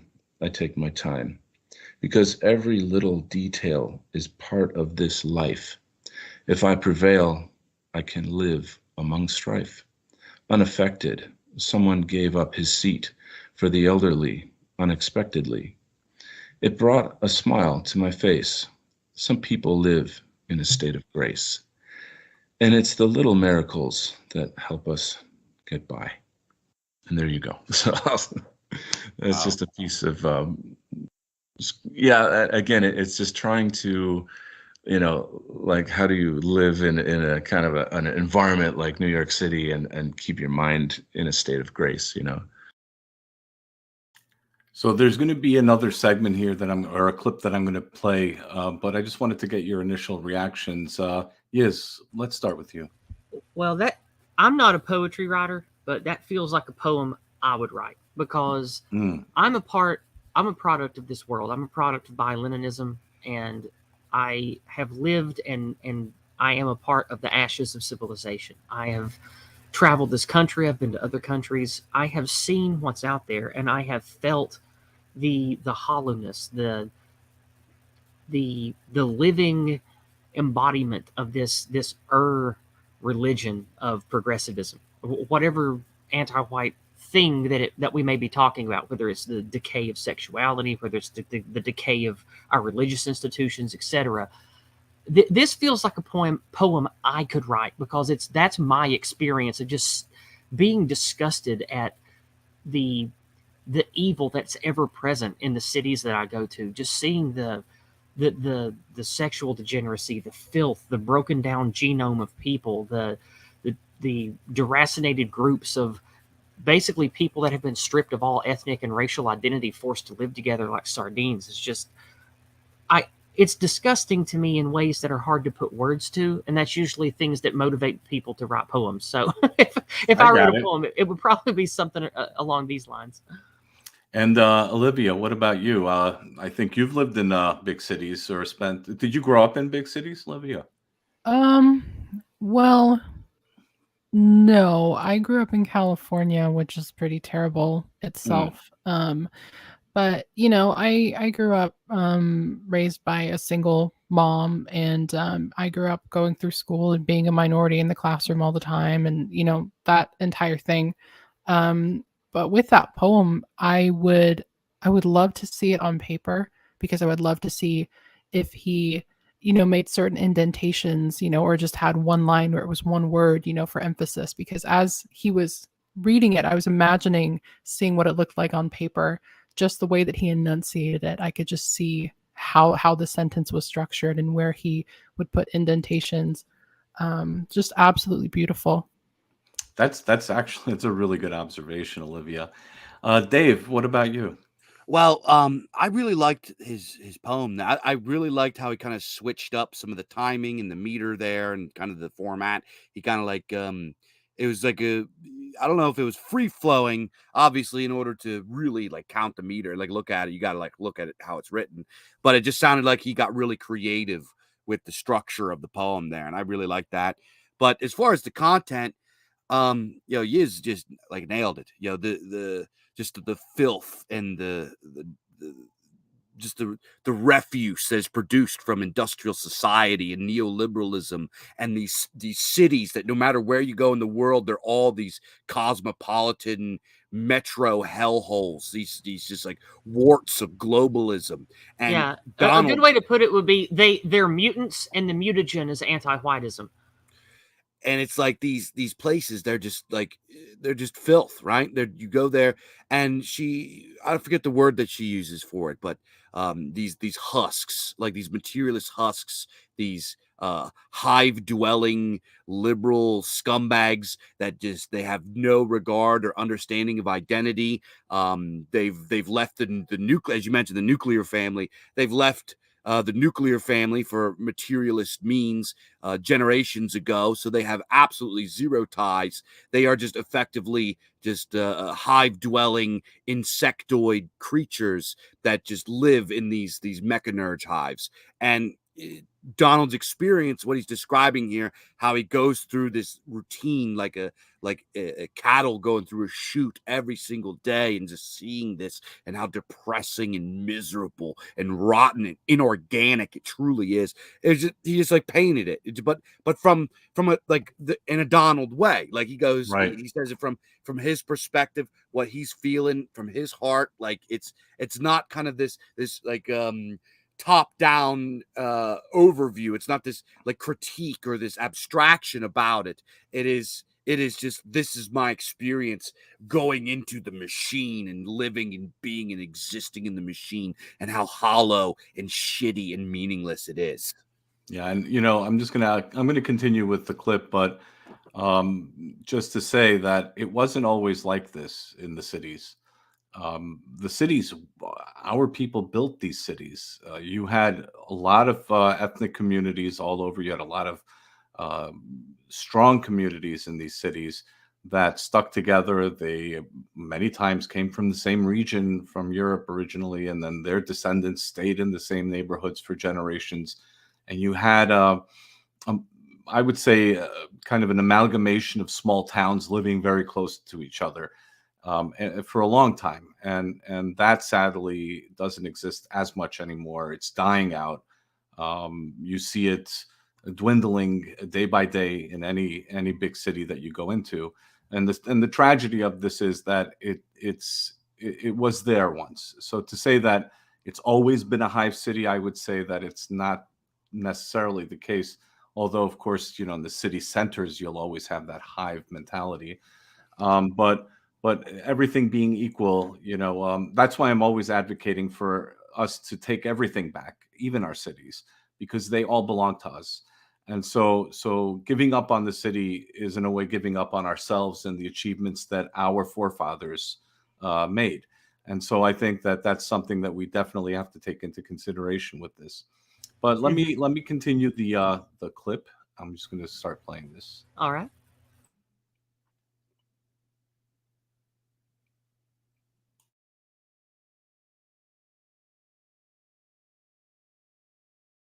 Well, I just want to say that my English is damn good, so I'll just. Do you still practice, or do you have opportunities to use you speak Chinese fluently, right? Oh, not fluently. I spoke very well after 4 years in Taiwan. I mean, I wouldn't have conversations about brain surgery or rocket science, but you could drop me off anywhere on the island and, I do completely fine. But you come back and you just don't have so many opportunities and gradually lose it. I impress people at Chinese restaurants, though. That's good. That's kind of like my circuit right there.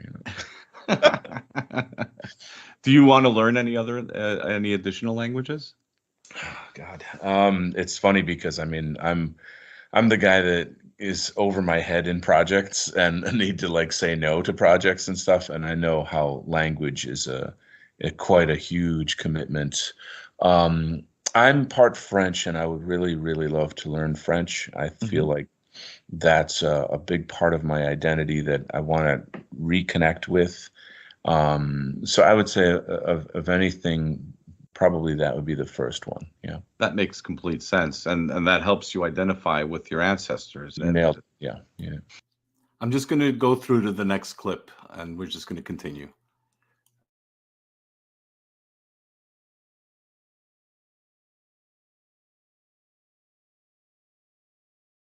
Donald, what do you hope will be your legacy? Well, I am acutely aware of building a legacy through my art, and there's different dimensions, or I guess aspects of my identity in layers, if you will. And for our community, for the white positive cause, I hope that I'm remembered for someone who contributed something important to this phase of our movement. When we're gone from this earthly plane, we'll pass the torch to another generation, and we won't know the full effects of what it is that we're doing in our life now. But those people could not move on from where they are without us having provided the platform and having done some of the grunt work, I guess, going through painful experiences, threats, all kinds of difficulties, financial, personal, virtual, various issues that we face now. And so that, these people can then carry the torch and move on from there. So, yeah, I mean, it's, to me, that's a kind of immortality that I'm trying to attain, through being remembered. And that goes back earlier to Full Moon Ancestry's quote about, the quote that he read about how you're remembered. What's important is how you're remembered, what you left behind. And that again echoes what I was saying earlier about identity, that you only take your soul with you. And so you want to do something that empowers that evolves that in your transmigration or in your soul journey into the next realm, the next dimension. So it's just, I love this world. I love our people. And I think that everybody in the world would benefit in some regard to us being healthy. And even though at this point, my view of whites is that I feel that we need to kind of have our own space, our own empires or what have you, that for our people and taking care of our own. I'm very, very focused on that kind of, it's sort of an isolationist point of view. But that's the general message, is that I hope that our people will be able to build a better world off of the labors that I'm doing through the arts and culture and the things that I can have an impact on. Everybody has different skill sets, different talents that we're born with. And even, if you can't do YouTube shows, or you can't produce books, or you can't do music or what have you, be the best at what it is you can do. Identify that now and make a commitment to doing that for the cause, for the Imperium. The Imperium isn't a fantasy, it's a reality, and we're the seeds of it now. So the next generation will water those seeds and grow that, provide a good soil from which the Imperium can sprout, take back our identity, our sovereignty, our destiny. And so I pass the torch on to the next generation. Beautifully stated. They stated. always say that all the good artists die young and all the bad artists keep living on and making bad art. And if that's the case, I'm guaranteed to live forever. But since I'll outlive you guys, I guarantee that both you, Nolis, and Donald Kent will be remembered. Your legacy will carry on through the great art, music, writing, poetry, and works. And I'll make sure that your legacy lives on, because you guys are great artists. Thank you. Thank you. Bless. It's a good thing they didn't reject me from art school. That's all. I'm not going to comment on that. No, we can leave that alone. All right, so we ended that one on a very humorous note. That was fun. I like Full Moon Ancestry. He's got a cute voice, and he's a lot of fun to talk to on stream. He's got great energy. He's just always fun. He's always just got something positive to say, and also he's a brother in metal. So shout out Full Moon. Absolutely. Shout out to the Full Moon, man. I hope we get to see him soon, and he's always welcome on Imperium Art and on Conversations. Yeah, I hope he's well. I've not talked to him since last year, but I know that he was moving house and in the process of doing something with his life, and that's the last time we talked, and I haven't spoken to him since, but I hope he's well. Yeah, I'm sure he is. I think there was several months that he was out, and then he came back, and then he had to step out a little bit again, but he always comes back, so that's the good news.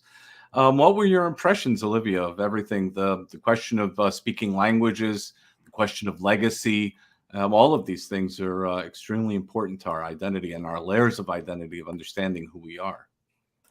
Absolutely. I feel like I can really relate to Donald about living abroad and, picking up another language and having a legacy. I mean, my legacy right now is music and what I've been able to contribute via that route. But I'm a woman. I have desires of maternal maternal desires, and when I eventually do have a family and I have children, that will be my legacy. That will be the most important thing that I could ever do in my entire life. But until then, but until then, and when I say until then, I don't mean like 10 years from now or 5 years from now, obviously sooner than that. But my music is my legacy, and it's something that I'm proud of, and it's something that I will be able to show my kids in the future. And I feel like Donald has given us so much. He's given us so much of himself and so much of his art. And he has taken a piece of his soul and he has made it material for us to see and to experience. And that is a gift that cannot be repaid. It is something that we can only cherish and that we can continue to pass on.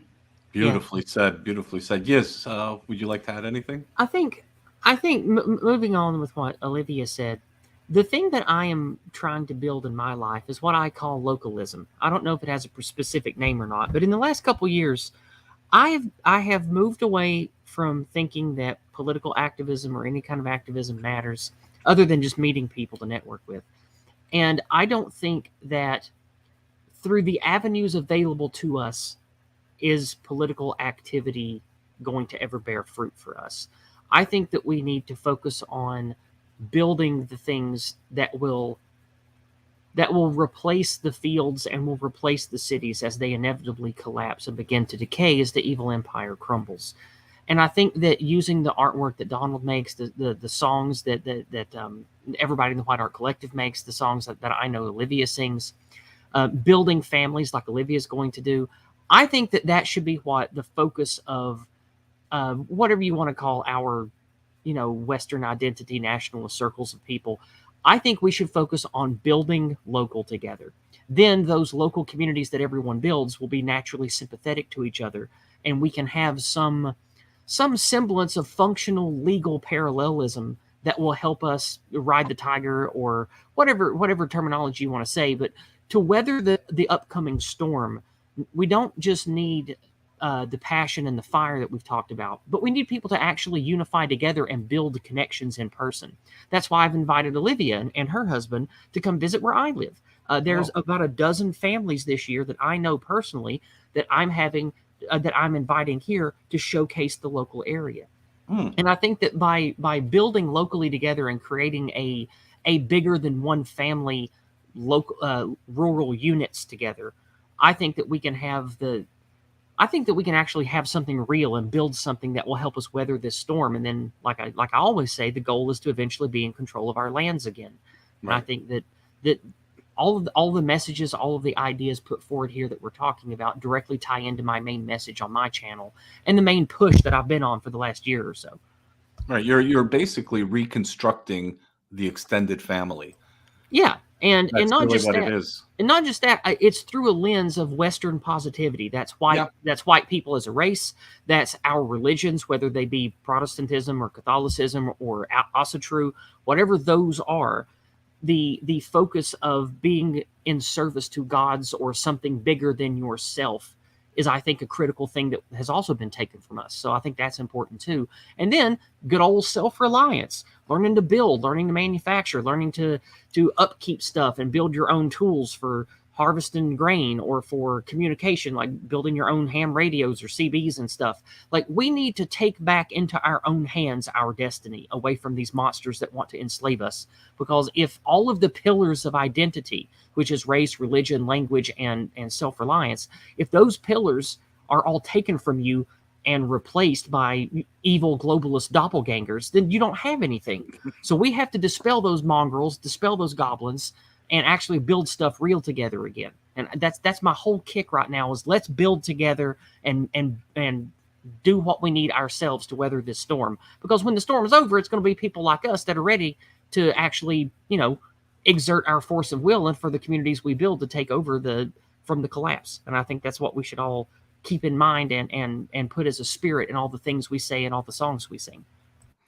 Dave, what are your thoughts? Well, I gotta say, like, I'm not sure. Like, just everything that she just said is like everything that I've been saying. Right? So I agree so hard with localism, with clan building, with rejecting materialism, with becoming more practical, with raising families. Man, these are the saving who we are and our civilization. And you know what? I don't even want to. We could get into abstractions about whether or not civilization is a good idea, right? We could get into all that kind of stuff. But the bottom line is, yeah, when people say we must return, I ain't thinking Roman Empire. I'm thinking Fred Flintstone. yeah, I like that. I love it. It's exactly. Yeah, let me PM you a meme I made about that real quick on Twitter. You can share it. Oh yeah, please do. But this idea of localism is so important. Practical solutions, getting involved. Man, we gotta start like living near each other. We gotta start living in vicinities to each other. That is what creates cultural cohesion and all of this kind of. I just listened to I kind of forgot what the clip was about, but I just agree. And spirituality. Oh yeah, this is what I wanted to say. one thing I like about Don is he's just always of a spiritual mind. You know, I don't necessarily know if I agree with a lot of his theological things, but the fact that he has them is important. The fact that he views the world in this metaphysical lens, and he rejects this kind of drab, mundane materialism of modernity and post-modernity is just, it's really, really great, because you know he's coming from a spiritual place, and that's something that we need to really get back into contact with, because science is gay, and that living in agrarian spiritual communities where you have all kinds of babies and get money and do all kinds of awesome stuff, that's based, which I've been doing with my community. And thank you, Yiz, for including the Also True in with Of the course, my Christian friend. folks. It's the beliefs of our people that came before what was known as Christendom, and I think that what I know and what many of us know as Christian traditions and Christian folklore is actually pagan folklore that was brought into the fold. And I've studied enough about the last 2,000 or 3,000 years of spiritual and religious creation to know that the things that matter to us, they can be expressed in more than just Christianity. They can be expressed in many different facets and many different expressions. And it is not only unwise but unethical to throw everything under the bus if for sake of just one of them, say Christianity, for example. So let me jump here to the Biz Archives. I'm going to sort of segue a little bit to or segue to a little bit of a different rhythm right now. We're kind of in the middle of the all these clips that we're playing, so I figured that what I'll do is we'll talk about the Biz Archives and Donald's work with this project. Dave, could you please tell us a bit about the Biz Archives and your relationship with Donald while I hopefully and successfully, I'm going to try to share the images so that the audience can see all the phenomenal paintings, drawings, illustrations that Donald shared with you for the Biz Archives. Yeah. And if I'm missing, oh, by the way, and if I'm missing any, please tell me. I hope I had them all. I think you sent me a bunch of them, so I hope I have all of them.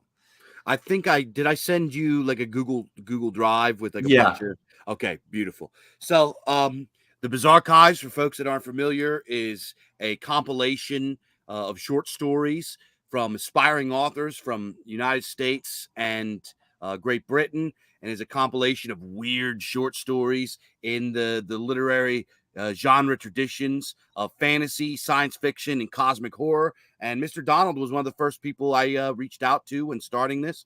Up on the screen here, this is his the Dune Lord's Dreaming, which is the featured story, and Donald did the beautiful art here for Biz Archives 2.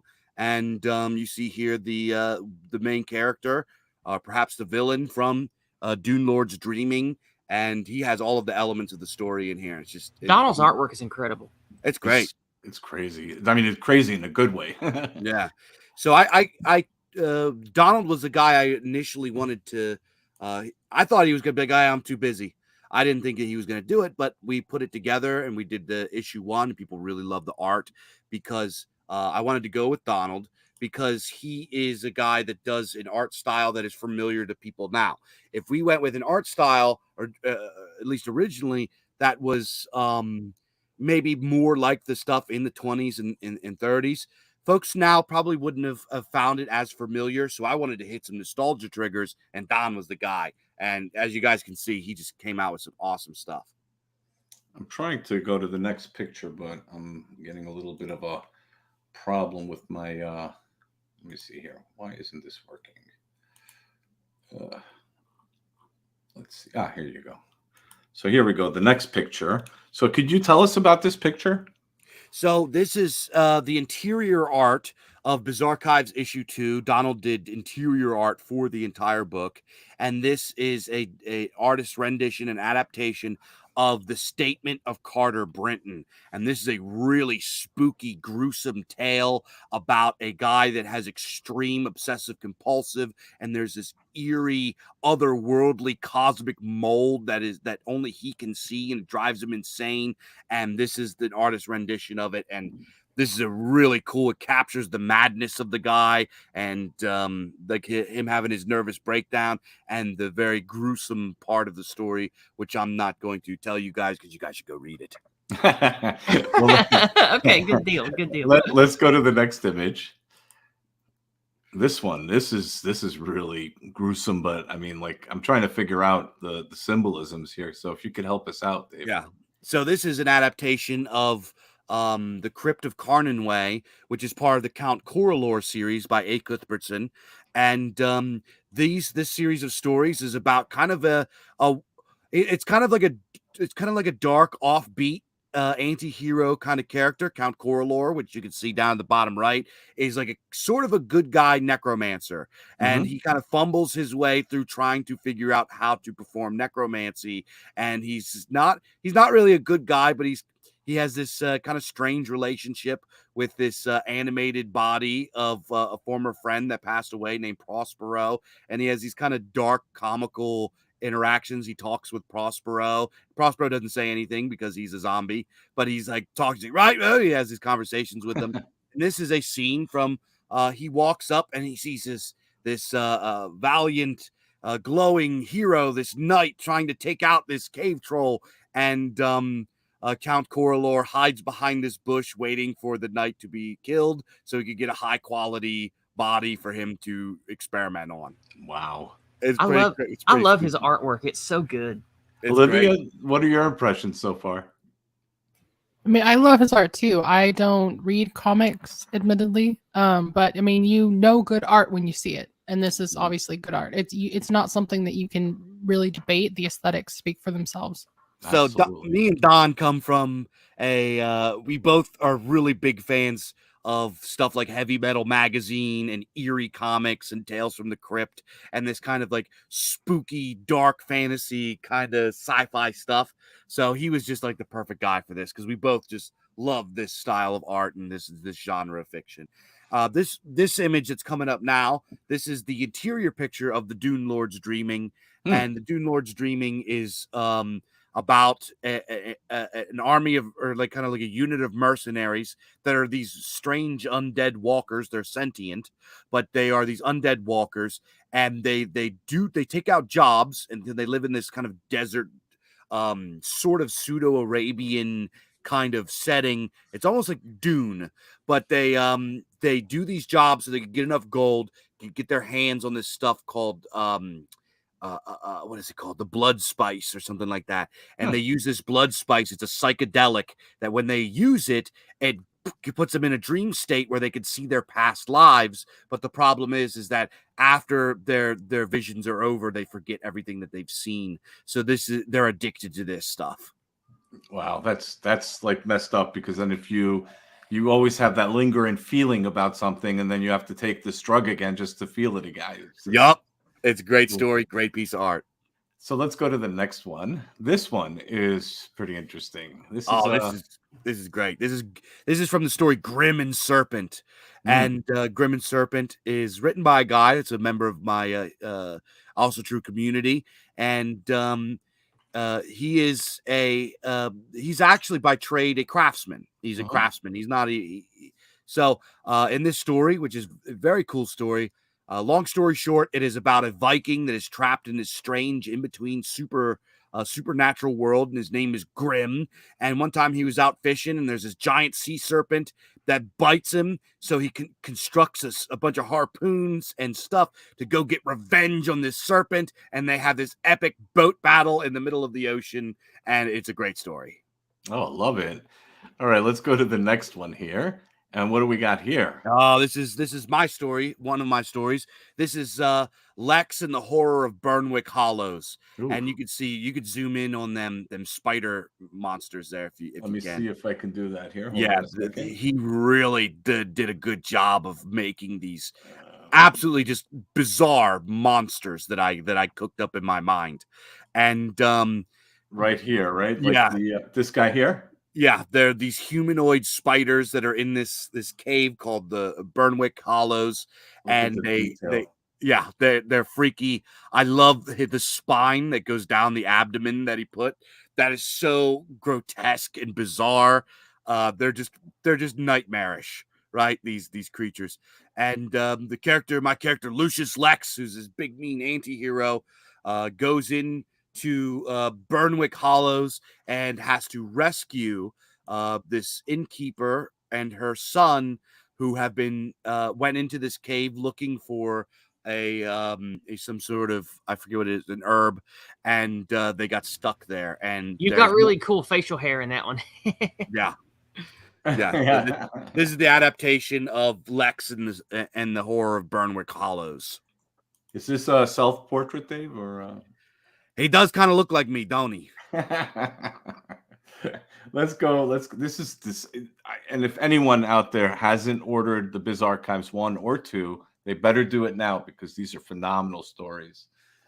Let's go to the next one here. Okay, I'm going to try to get a little closer and zoom in on this one. Okay. So this is a adaptation of the other Lex story that's in there. This is another one of my stories. It's called Lex and the Odd Village, and this is kind of Donald's adaptation of the story, where Lex goes into a village, and the village is full of I don't want to spoil too much, but it's full of kind of how can I word it without spoiling it? People that aren't what they appear to be. And he goes to the local lord to try to warn him of what's going on. And the lord is possessed by a cosmic entity from the Mysterium called the Mind Soul. And he has this horrible interaction with this insurmountable entity and walks away defeated. Or is he? So go check out that story, Lex and the Odd Village, and this is his wonderful adaptation of the Lord being possessed by the Mind Soul. This is his adaptation of it. That's a very, very scary picture of that Mind Soul beast. That's really good. It's great. All right, let's go to the next. Oh, did we do all of them? I think so, right? There should be 12, but yeah, this says Dave Martell on it. This was actually that's changed. I should say issue 1. This is like the very first one he ever did. Okay, so this is the cover for Biz Archives. This cover for Biz Archives issue 1. Right. Correct. And this is a character that is kind of called the keeper of the Biz Archives. If you've read Biz Archives in issue 1 and 2, I start them out with this kind of meta introduction piece where you are entering into the Biz Archives. And in this first one, it's called Welcome.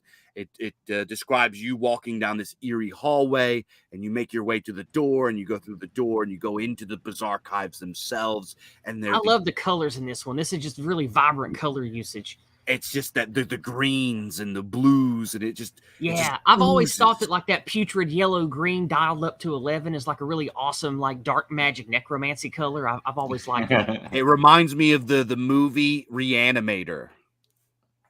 Have you guys ever seen that? that's from like what, the 70s or the 80s? 80s, yeah. 80s. Yeah, I think I remember that movie. Which is an adaptation of Lovecraft's story, Herbert West Reanimator. So I love that green color because it reminds me of that movie.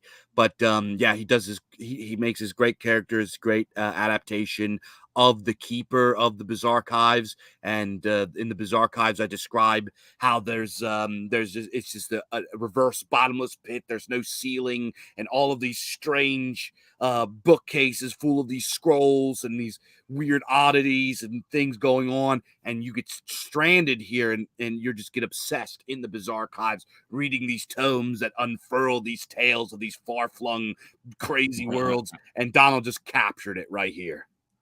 Brilliant. Olivia, Yiz, do you want to add anything to any of the images that the prints that we showed so far? I mean, I agree with Yiz about that putrid green color. It's great. It looks very supernatural, and I mean, this is stuff that I've seen. You know, like this kind of aesthetic is stuff that I've seen growing up. Like I said, I'm not really a comic book person, but this is so well done, and it's executed, brilliantly and very clearly. And if I was into something like this, and I saw this cover, I'd want to read it. Okay, let's see what Well, we got. I am very There into we stuff go. like this. Being an avid fan of all fiction, especially science fiction and fantasy role-playing games since the 1980s, I boy. absolutely love all this cool Bizarre stuff. It is great for me. Hell yeah. I'm going to zoom in on this next one a little bit so that we can get a better view of the space station. Hell yeah. Space trucking. So I just saw a truck right there. Yeah, there you go. Look at that. That's also, yes, I'm a big tabletop guy too. Glory to Saint Gygax, may peace be upon him. Peace be upon him, brother. Yeah, hell yeah. So this is an adaptation of the story called There Ain't No Pleasing You. And it's about a guy in the far future that's by himself on a mining vessel, and he loses his mind and decides to fly his ship into the space station. And it's a pretty grim, dark ending, which I'm not going to tell you about, but Donald did this, and it has total heavy metal magazine vibes with the space trucks. In fact, me and Don bonded over the Deep Purple song Space Truckin' when he was doing his art. I love that. It is a good song, yeah. Love it. So this was I love the he taught me about when he does like madness, and you see this in all of the characters he does for Bizarre Archives. He'll like have the eyes go in two different ways because that just implies madness, and the hair is going everywhere. It's just you look at this guy and he looks like he's about to do a suicide bomb. Right there, you could see the let's just go zoom in on the eyes. And it's just, I mean, it's very true to life. That's how it feels. Like you could sort of picture this. It's not cheap cartoonish. It's like it's very realistic in a way. This blurs the line between comic book art and fine art. Right, exactly. Yeah, definitely. And also the anguish and the fear and the surprise and faces that Donald draws, it's the face my soul would make when looking at like all these gender mutant freaks that are being promoted in government and all the horrible things that corporations are doing. Like our spirits make that face every day now. Absolutely. Speaking of gender freaks, look at this. Did you miss one? I think you accidentally skipped one there. Did I skip one? Let me just. Oh, we need to tell Olivia bye. She has to go.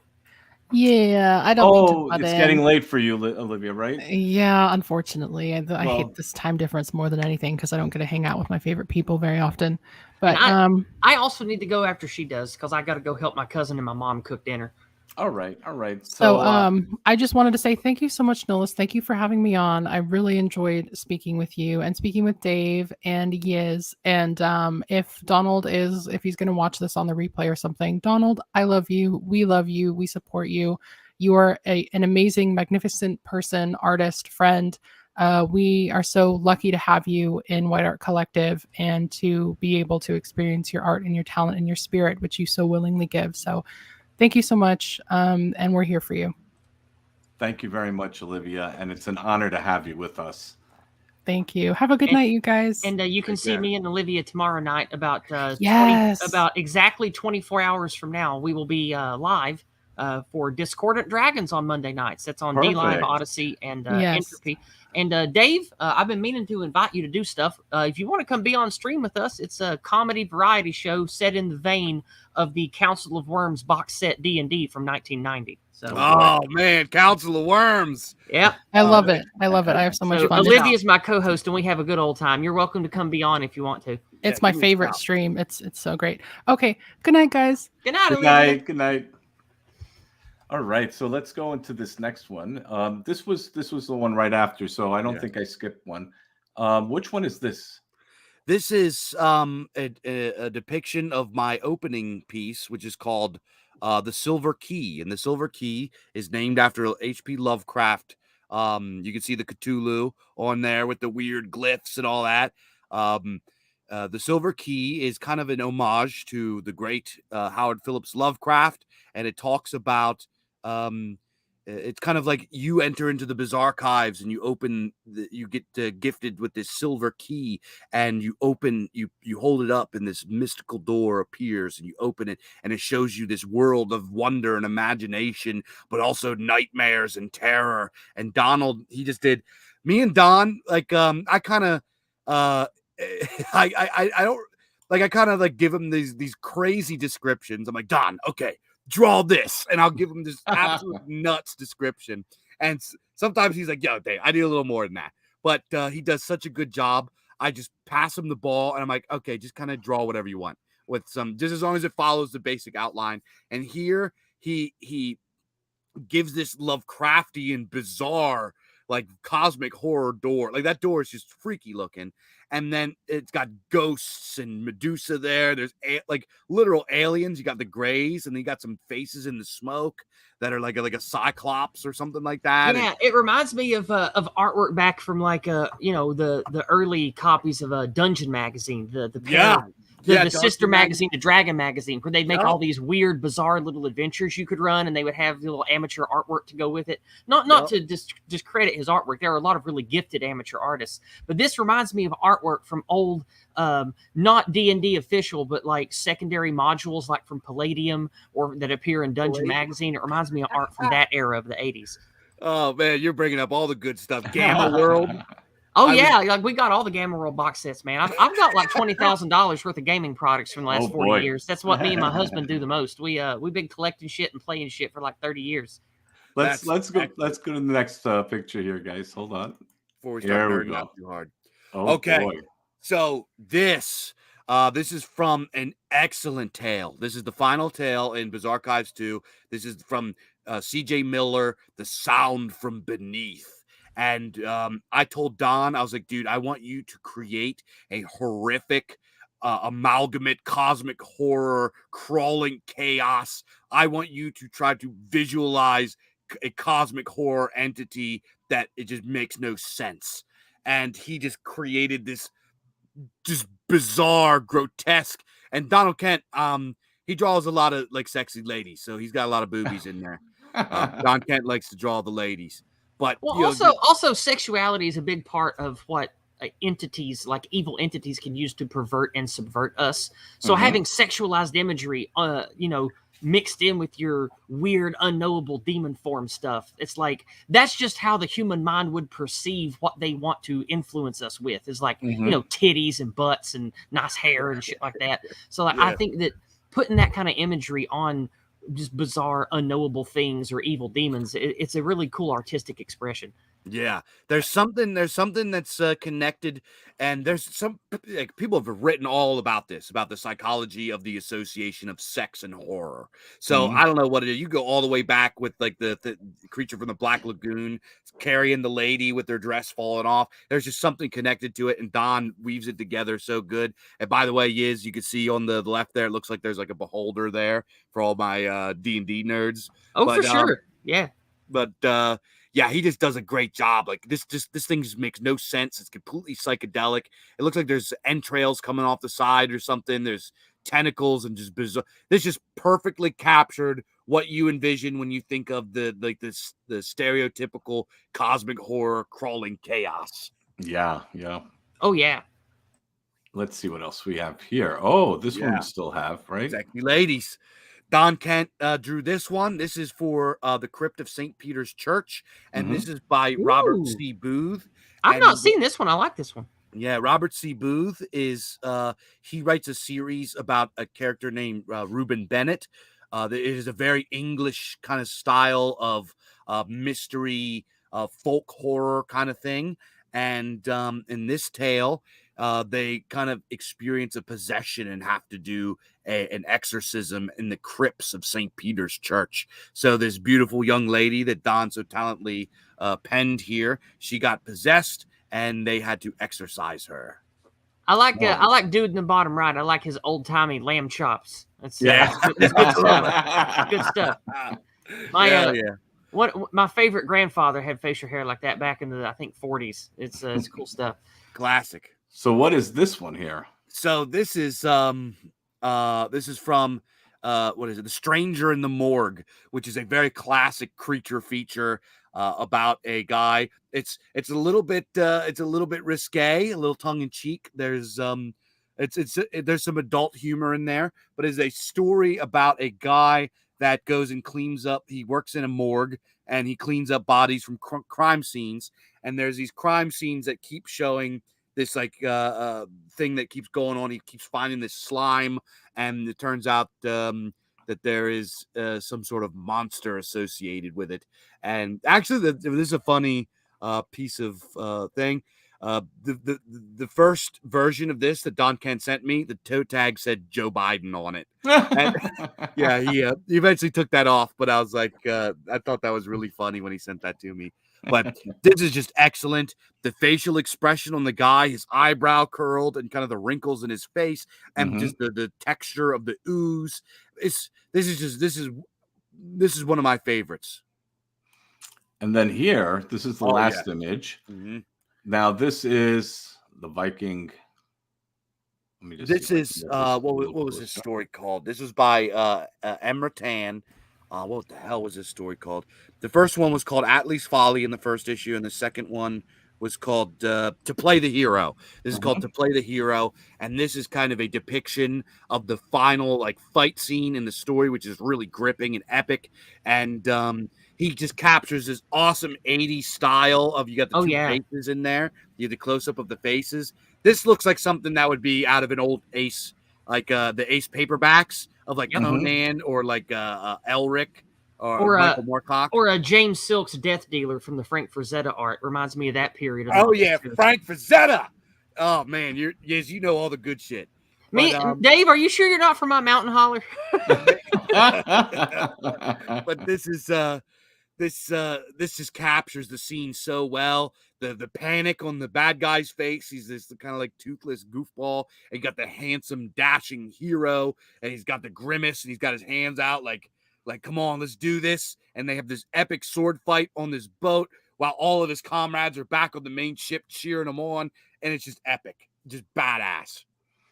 This is phenomenal stuff. And this is what all of our men need to aspire to be. I talk about positive male role models and male energy on my channel a lot, because I think one of the main ways we've been crippled is fathers do not have networks of other strong men that their sons can learn how to be strong leaders or how to be strong creators. That's one of the things that modernity, I believe, purposefully has done to us. Is it has broken the natural fraternity that men create as Westmen to pass on myth, legend, and skill to one another. And we need to reinstate that. Because that badass dude on the boat with the sword, kicking the shit out of that evil mongrel dude, like, that's what every young man should aspire to be. Oh, yeah. I love it. So, Dave, I just wanted to make sure I don't want to say it incorrectly. So these prints will be available for the auction or for at the WAC Media Store, if I'm not mistaken, right? If WAC is putting them for prints, but I have not done anything on my end. Okay, yeah. So the way I understand it is that these should be available on the WAC Store. I'm not sure exactly whether these are going to be on the auction or not. But I just wanted to take the opportunity here to please support Donald during these difficult times by visiting the White Art Collective web store, where you can find Donald's magnificent art at wacmedia.store. You can also submit bids to the fundraiser auction for Donald Kent, American Zarathustra, on the WAC Media Store website. It's wacmedia.store/product-category/Donald-Kent-fundraiser/. And we will announce the top bidders of the fundraiser finale on Saturday, March 5th at 2 p.m. EST. That's where we're going to have a number of guests join us. And donations are also welcome and much needed. So you can donate directly to Donald Kent's Venmo at venmo.com/u/American Zarathustra. And so please support Donald any way you can. If you want to participate in the auction, if you want to buy one of his prints, or if you just want to send a donation, then please do so. We'll provide links. I think that Hyrith and Jeff have already provided links in the chats, in the various chats. So please support Donald. He really, needs our support. And this is going to be the kickoff of a week-long fundraiser for him, and he really deserves it. He's one of our best. So before you go, Yiz, I just wanted to do, we have a few more of these clips I have to play here. So do you want to stay for one more, Yiz? Oh, of course. Yeah, glad to. Okay. So the next clip is going to be from season 1, episode 6 of Conversations with the Wind. That episode was Poetry and Plague with Phoenix of Frosty Venus Productions and Hyrith. And I'm going to find it right now. Just bear with me a minute. Okay, let's see. There we go. And I'm going to play it right now. It's interesting. I feel like, by the way, I do have a poem that when we come to the end of the show, I think it'd be a really good cap off at the end there. Mm-hmm. But, there's really only so much you can do as far as just take care of yourself, do whatever it is that you have to do.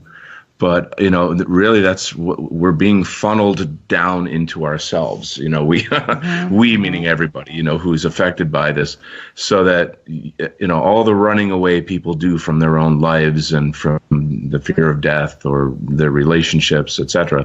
It's kind of like we're going to have to face that mirror. And I think it's good. I think it'll be hard for a lot of people, but in a sense, it's like time to grow up, basically. So.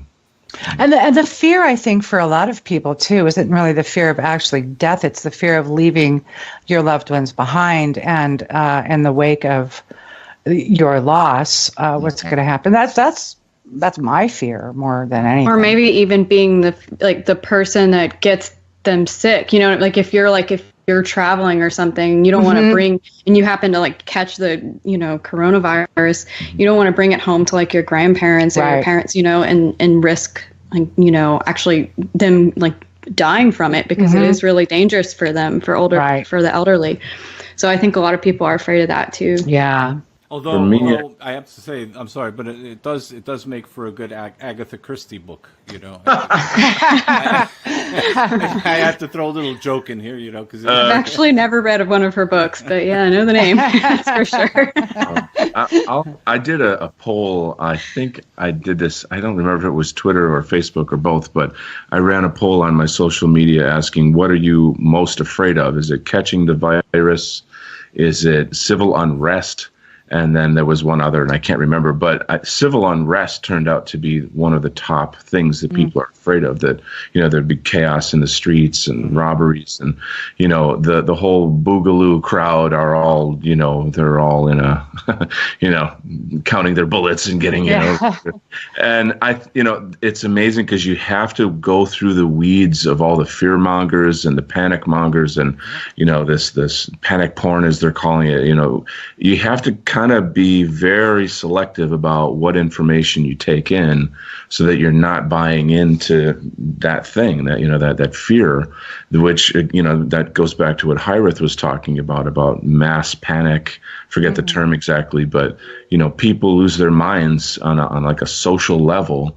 So, I don't know, getting good information, not buying into that panic industry, if you want to call it. That's something we got to watch out for. Absolutely. I mean, fear is a running theme, right? This is coming back again to antiquity, all the way through the Middle Ages, throughout to our modern day. Fear is really the bigger enemy or adversary. Well done. So I just want to check do any of you have any other comments, or would you like to say anything, add anything? Not at the moment. Okay. No, I think I'm good for now. well, you know me. I won't shut up if you don't stop. Well, I mean, I don't mind continuing. I just want to make sure that everyone else is willing to stay on as long a little bit and discuss this. You had an interesting question pre-show about music, I think, if I recall. And I actually just sort of wrote down a bunch of songs that came to mind that are kind of death related. And probably the one that really stands out the most is a song called The Great Gig in the Sky by Pink Floyd. I'm sure, I guess most people must know that song. It's a classic, but there's no lyrics or words in it. It's just piano and singing. And the way that this British woman emotes this kind of feeling is, I would, I don't know, I would recommend everyone go look it up after the show, The Great Gig in the Sky. Profound. And music it's magic. It has magical power. And to be able to tell the whole life story without saying a single word is just extraordinary. And so that, it is a very, like, an existential richness to it that I think is beautiful. And I mean, since life is impermanent, let us feel that aesthetic richness as much as we can. And this is part of why we're in the White Art Collective, is to produce the arts for our people, our movement, inspire each other and ourselves. So it's, do good things. It's kind of the bottom line there. Absolutely. It's interesting that you mentioned, music. What is the saying? Music soothes the wild beast. Is that calms the savage beast? Calms the savage beast. Yes. And I think that's the beast within us. That is that chaos within us. And I think all of us are capable of falling prey to chaos in one way or another. And it's just our reality. It's something that civilized culture learns to control, learns to tap into in a way that's productive as opposed to destructive. My concern is, of course, we have elements in our societies that are not as aware of this, not as sensitive to this, and so we have an external, an internal, and I wouldn't even say, and a biological threat all at the same time. Sure. Oh, wow. Yeah. Well done. All the more reason to really focus on your spiritual health. I surround myself with people that care about that, and that, send me little funny memes or inspirational emails or various things. And we kind of look after each other. But in the end, only you can live your life, right? And so, learn some meditation, get back to prayer, do some reading, do some writing, but give yourself some time to really know yourself and breathe. Just breathe. Amen. Yeah. Absolutely. Yeah. I mean, Camus also wrote a book. He wrote a novel called Le Peste in 1947. I could also recommend that as reading for anyone. Now, there's a lot of inferences in this novel. He asks many questions about, is there a God? Should people take it as inevitable, or should people band together to resist the virus? And then why do people believe in God? Yeah. If they die just like the rest, so all these different issues come up. But there's also an allegory in Camus' book relating to the German occupation of France during World War II. Now, for us, and again, without being overtly political, but for us, we can take this message and ask ourselves, what the real virus is. Wow. I like this. I like where you're going with this. And these questions are the real questions. I mean, the people in our audience are not shy, and there's a pretty high caliber of people. Absolutely. It's is God real? What is God? These kinds of things. I'd like to just kind of speak a little bit to that. And it's how they say, don't ever talk about politics or religion. I always think, like, those are the most important things you should talk about. Absolutely. So, but I always come at it from a very, I'm not proselytizing, I'm not evangelizing, I'm simply saying, here's what I've come to understand. So take that and go with it, or if you can use it, etc. So for me, in my studies throughout my life, I've kind of come to this conclusion where I like to say that God is the sum of all consciousness. And I could explain that through quantum physics, or I could explain that through Buddhism, or, my own personal experiences. But I've kind of come to that conclusion. And I do think it's an important thing. They say things like there's no atheists in foxholes. And, it one way or another, you kind of have to face that question and come to terms with it. And people who are, like I say, sort of filling themselves with whatever distractions, if it's drugs or food or relationships or who knows what they're obsessed with, kind of feeding their ego. And then they realize in the end that the ego was just a sand castle, and that they're facing their own impermanence. Then once again, you have to come to that question.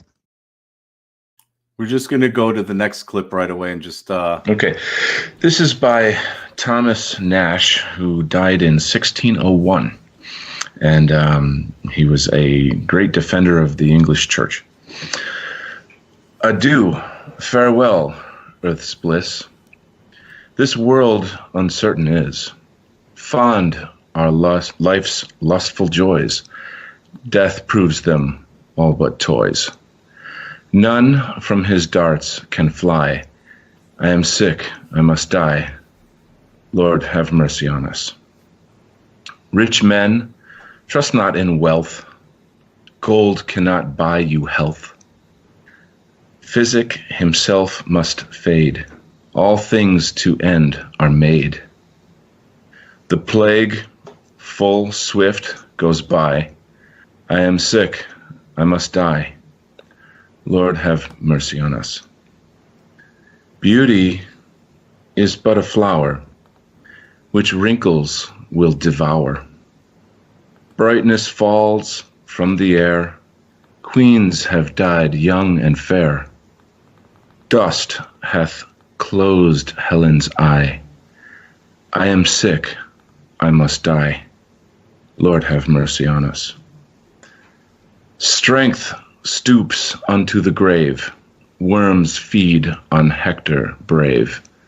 Swords may not fight with fate. Earth still holds open her gate.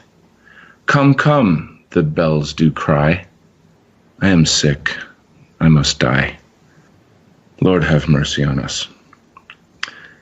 Wit, with his wantonness, tasteth death's bitterness. Hell's executioner hath no ears for to hear.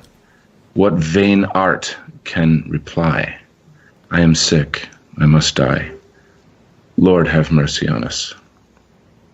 Haste, therefore, each degree, to welcome destiny.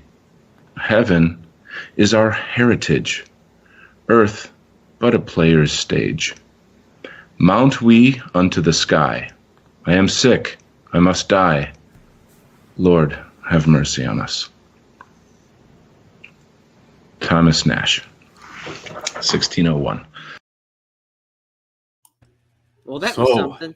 Wasn't it? And I want to qualify that before that when we recorded this episode, it was at the beginning. So we had no idea what we were going to experience in the next 2 years.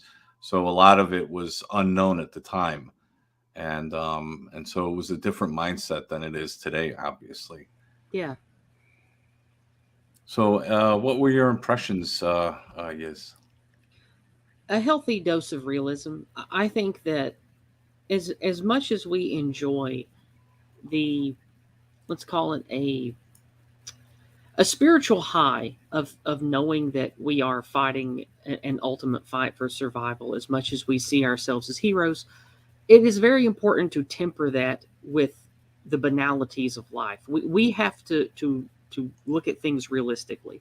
And even though you can resonate with an expression of God, you can pin down your experiences, you can make great artwork, you can even have 15 children, but one day you'll be dead, you'll be gone, and the things that you built will be forgotten.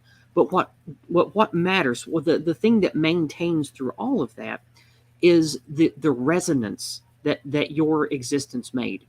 Whether you are a great priest, let's say you're an amazing Orthodox priest and you inspire thousands of men and women to make their lives about something more than just materialism, or maybe you're an epic artist like Donald, like Donald himself. Like, that artwork will inspire and create echoes through our people, through our culture, through our civilization that matter even when people don't know your name. Like you still created that. Your passing, your echoes, your radiation still affects us. And I think that that's an important thing to keep in mind, that we can have everlasting, beautiful effects in a non-self-aggrandizing, non-narcissistic way. And I think that's the type of heroism that we need to aspire to. Well said. Well said. Dave, what about you? What were your impressions? Because this was again, we have to time this at the beginning of this insanity that we're having or experiencing today. What I took away from that wasn't so much necessarily the topic that you guys were talking about, and I brought this up before, but Donald. Now, I'm going to preface this by saying I can't agree with his theological worldview. As a staunch polytheist, I can't agree with it. But what I do recognize is his reoccurring encouragement of people to have piety, and this rejection of materialism, to be a pious person, and to have a tradition, whatever that may be, and to have a relationship with the divine, and how he outlines how important that is. And kind of his first instinct to everything is, first I must level this with the metaphysical, and then he goes on to the rational. And to me, that's a really important thing, because that's my instincts as well as a religious person. It's and he goes, he's Don's a nice guy, so he doesn't like to upset people, but I would go a little further to say that what he's getting at is his rejection of materialism, and that atheism is not a legitimate position. Atheism is a degeneration of our previous positions. Atheism is Absolutely is decay, it's decline. To me, atheism is like if a room of really smart men were talking about lofty topics, and someone that was low IQ or retarded didn't understand it, so he just stomped his feet and put his finger in his ears and says, "That stuff's not real to me because I can understand it." Like that's basically atheism. Right, and then they watch Marvel movies, so go figure. Atheism is an indefensible position. It's the only reason that materialism and this worship of science continues is because they have control of the institutions and the media and Wikipedia and all this bullshit. Yeah. But not to go too far, but if you are somebody out there that's struggling to escape an atheistic worldview, and you need to be rationally convinced otherwise, the reigning problem that atheism and materialism cannot solve is what's called the very hard problem of consciousness. That consciousness cannot be explained through materialist means. That consciousness, there is a mountain of evidence that proves that consciousness is something that exists outside of your brain meat, and it's not just figments of your mind and psychological phenomenon. That it exists. There's things like parapsychology and shared dreams, and there's just mountains and mountains of evidence to prove this. And that rips apart the entire worldview of materialism, of atheism, and of subjective reality, as well as postmodernism and leftism, social leftism. This idea that you're just a meat machine and everything is just pleasure and just bioelectric algorithms that are just creating stimulus in your body. All of this stuff is garbage. You have a soul, you have a spirit, there is an afterlife, the divine is real, and atheism needs to be absolutely just spit on and stepped on and rejected, because I like Dave's take on it. He's like, it's like when it comes to atheism, just call them gay retards, and they can't play until they man up. So you're gonna have to go now, right? Unfortunately, yeah, they're waiting for me. I need to go. Like me and my cousin and my mom enjoy cooking together. They're waiting on me to get started. We're going to make chicken gravy, and we're going to make some beans and stuff tonight. So it's stuff I love doing. Wonderful. And I'm going to make my iconic potato soup tonight. So we're going to have a good time doing that. There you go. Well, it was an honor having you here with us. Well, thank you. It was an honor being here. I'm glad I got to talk with Dave. I knew who he was, but I've never talked directly with him. Dave, let's be in touch. Absolutely. I will find a way to contact you, my friend. I am Yiz Cognito on Twitter if you want to send me a DM. And you need to be on my streams on Monday night. And we need to work together just in general. And there's things I need to share with you privately. Nullis, thank you for putting this together for Donald. Yes. Donald, if you listen, I love you, brother. Hang in there. Keep the faith. And know that there are thousands of us out here that you have influenced. And we are going to carry that echo of yours forward in the things that we make, in the words we say, in the art that we create. You have meaning, and you are cherished by people who are your peers and your family, Donald. So much love to you. And with that, I'm going to leave you guys on a positive note. I look forward to doing more with you another day. Thank you, everybody. Thank you very much, Yiz. Dave, are you going to be able to stay a little longer? Yeah, I could stay for a few more minutes, but I got to bounce pretty soon. All right. So the thing is, we have a few more clips. So the next one, I'm just going to let you know, is going to be The Noble Savage and Remembering Our Heroes. So if we could do those two together, and then the last two clips I could do on my own, and then I can just share everything with the audience afterwards. Is that good? Yeah, that sounds good. All right. Let me just see if I can find the clip. Let's see here. So this next clip is from season 2, episode 13 of Conversations with the Wind. This is The Noble Savage with our guest, Norm Apollo.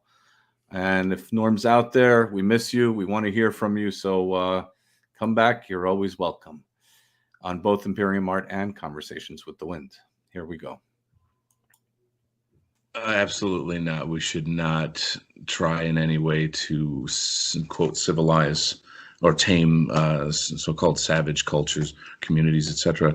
I have an interesting take on that, though, because I think Norm, he's so thorough in the way that he covers these things. So I think in the United States, we have this unresolved relationship with the native population. And again, I'm not going to repeat Norm's points. Those are all packed into this, though.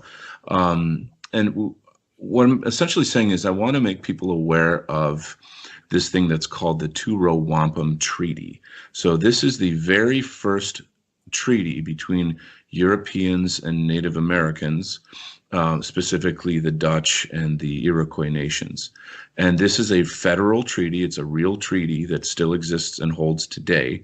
And in essentially, these peoples didn't have a written language. They would create these belts made of wampum shells, which are purple and white shells, and then they would kind of draw out and illustrate the understanding of the agreement. And the wampum belt is their written treaty per se. So if you look at it, it's a white belt with two purple rows going side by side. And it's meant to symbolize two canoes on the river of life. And one canoe is the native peoples, and the other canoe are the European peoples. And this federal treaty that exists today is meant to be an umbrella treaty of all treaties between Americans and Native Americans and whites, that we will coexist side by side throughout time, and that we will not interfere with each other, that we can do commerce with each other, but the natives have their ways, we have our ways, and that's it. It's a peace treaty. And so this, I find, is a more realistic approach to how whites need to relate to people of other races. And so I'm proposing that we create a Two-Row Wampum Treaty with African Americans, Asians, Muslims, any other kind of people that are, in a sense, that we have conflict with in one way or another. And so it especially would be interesting if the Iroquois could officiate over treaties of this kind, because they are the ancient peoples of North America. They were called the Romans of North America when Europeans first landed here and saw their civilization. So there's something there to look at. It's a kind of it's related to this topic, but I think I'm looking forward. The one thing about this treaty also is that it acknowledges the legitimacy of Europeans in North America. So this is another kind of leverage, a political leverage that we can use. If we in the sort of white political sphere, we don't look outside our sphere, but we should. And in this case, we really, really should. Because if we were to take that and support that treaty openly and extensively, and that would change our, it would break the narrative of how the Jewish media makes us look as these evil racists and all this nonsense. We just want to be sovereign, as do the Native Americans. And so if we were to form racial treaties with other races around us, I think this is something worth discussing. I'll just leave it at that. So Dave, what are your impressions on the ideas that Donald's very passionate about this idea of finding ways to work with other groups outside of our communities, outside of our, maybe we could even say outside of our comfort zones. I think that it's well-intentioned. I think that maybe getting into contact with certain native Asiatic tribes could be beneficial, or even perhaps certain I know there's certain Hispanic groups that are sort of empathetic to us, right? Mm-hmm. But I don't know. I'd have to see it, right? My knowledge and understanding of the native populations is that they're in pretty rough shape. These are people, first of all, I know a lot of that. You mentioned the Noble Savage and all that kind of stuff. A lot of that early Noble Savage stuff was kind of fantasy. These were people. These are Stone Age people. These are people that never really developed anything technological. They never really built a large size boat. They never developed stone housing. Not to take anything away from them. They were very adept hunters, and they were very skilled at living on the hostile plains of North America. But whether or not we could make ties with them or peace with them, or even if they want to hear us, because unfortunately, a lot of natives today, actually know a guy who is a native nationalist, right? Mm-hmm. And he is regarded like he gets looked at worse than we do. Right. They have bought wholesale into this kind of victim narrative, anti-white narrative. So I would be pretty impressed if they would want to sit down and talk to us. Yeah, this is a very difficult topic, and in many ways it's a controversial topic, but at the same time it's an important topic to address. My personal position on this is that our primary goal has to be to clean our own rooms, if you will. I mean, just to use Jordan Peterson for a minute, but it's true. We have to make sure that our households are strong, our communities are strong, because you can't really negotiate from any position if you're weak. And so this conversation could be positive. I think that there is room for that, but I think that the first step is for us to find ourselves first. I mean, there's a lot of people in this country, especially in the United States, who have a very mixed identity or understanding of their identity. So it's imperative to rekindle that understanding of self and rekindle the understanding of self-awareness beyond the individual, self-awareness of the community, self-awareness of the family, of their descent, where they come from, where they belong, their racial identity. Understanding all of these things is important for them first. But in the long run, I do believe that it's not a bad idea in principle. But like, I agree with you, Dave, that I'd like to see it first. And I'd also like to see which groups are ones that you can work with and which ones are groups that you can't work with. I mean, I don't think that it would work with everyone, but I think that it would work with some, definitely. Let's jump to this next clip here. And I think that this one is going to be a good one. It's from season 2, episode 11, Remembering Our Heroes with Remember Kings. And I have 2 more, but we'll see how long those are. But they're not going to be really long clips. So let's see. Let me just get the video. And this is the next one. Respect an honorable, heroic adversary. Is there room for such magnanimity in this extremely polarized contemporary civilization? So what are your thoughts on that, Donald? Well, the villain always thinks he's a hero. You see, Right. and that's actually a sort of a common phrase now on the far right.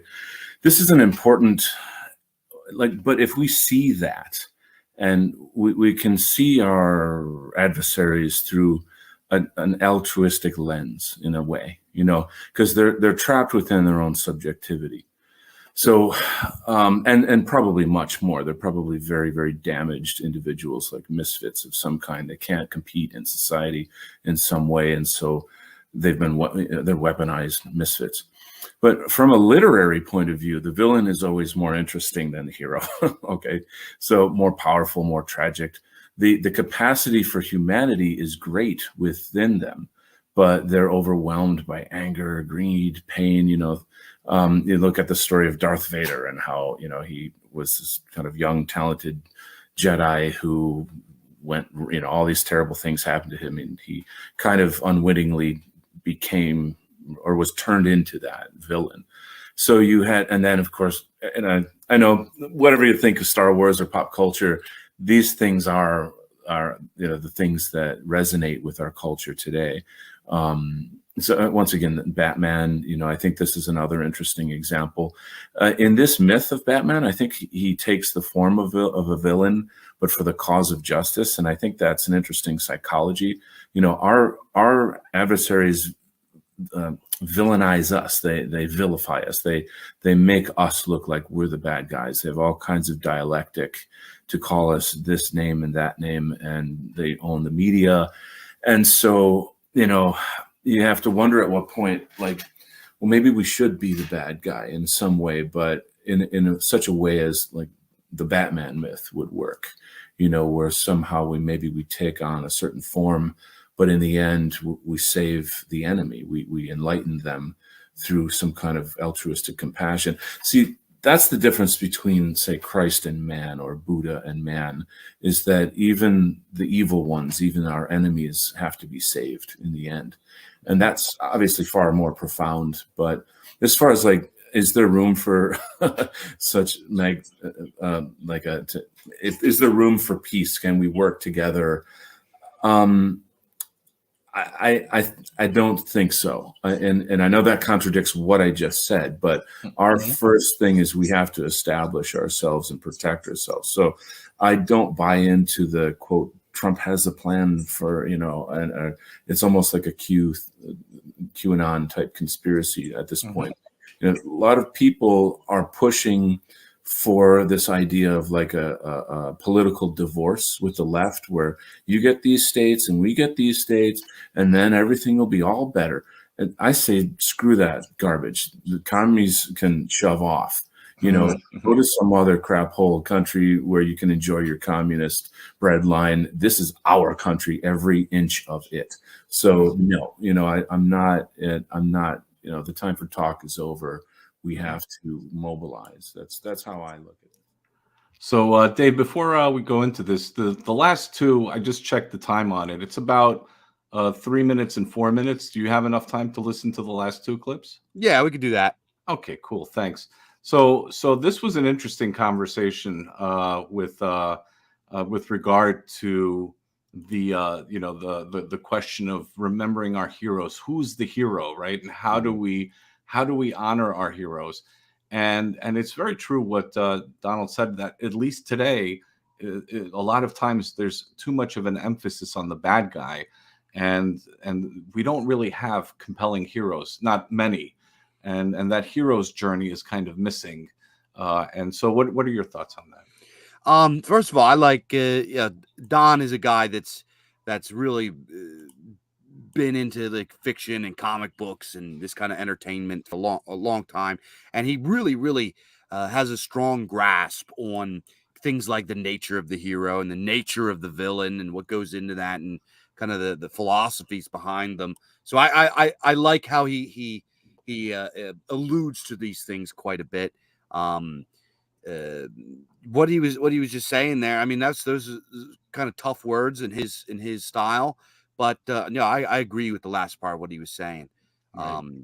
I do disagree with kind of his the idea of the ascended man giving forgiveness to enemies, and this is going to be a point of contention between. This is a religious point of contention, and I respect people that have the opposite view, but in my view, your enemies must be destroyed, and there is no mercy to be had to them, and there's no mercy to be awarded to those who are outsiders unless they earn it, right? I have a very, very anti-modern, anti-liberal view of this. Right. But, for folks that have spiritual incentive to take on this kind of worldview and this kind of take, I have no problem with that. And also to Donald is a guy that when you listen to him, he is very much an explorer of truth. So he'll spit out this stream of consciousness where he goes through and he kind of explores these different angles and ideas, and he also brings it up a lot. A lot of times he'll throw a jab at folks. He's like, "Oh, I know this person that I'm talking about. He said that one thing you don't like that one time, and now you don't like him. But we're going to talk about this." And that's an important thing. There's too many folks out there that they expect podcasters or thinkers or people that are speaking to say everything that they want to hear. And the moment that they go off the rails at all, that person is, you don't like them anymore. Exactly. And yeah. I think that's, Donald takes a couple jabs at this once in a while. And I think it's a very important point that we have to remember that the guys standing behind these screens, sitting behind these microphones, are human beings. And we should encourage people to have creative and innovative takes and not just say exactly what we want, and to not jump on this reactionary knee-jerk thing where we're nasty to people the moment that, I've experienced it many, many times in my career of podcasting. People that love what I'm saying and love my show, and I say one thing and automatically I'm a cuck and they say nasty things to me, like all this. It's just, we just got to get rid of that, and we need to be understanding with each other, because we're the only allies that we have, and to be more creative and innovative, and have more openness to ideas. I just, not in like a cucky way, but in a thinking man's way, in a creative way. Yeah, in a constructive way, so that we can help each other. We're there to build each other. We're there to. I mean, I'm a fan. I like good arguments as long as they're intelligent arguments and they're not personal attacks. I think that through competition, through arguments, people can grow. People can become stronger. They can understand if it's whether it's a physical competition or if it's a verbal competition, right? It's the same thing. You're honing your skills. You're practicing. So there's nothing wrong with that as long as it's not taken to the extreme and people understand the purpose of these competitions. Yeah. And I think that's an important aspect. And just getting back to the issue of forgiveness, this is a tough topic, right? So do you crush the enemies, right? How do you treat, your enemies?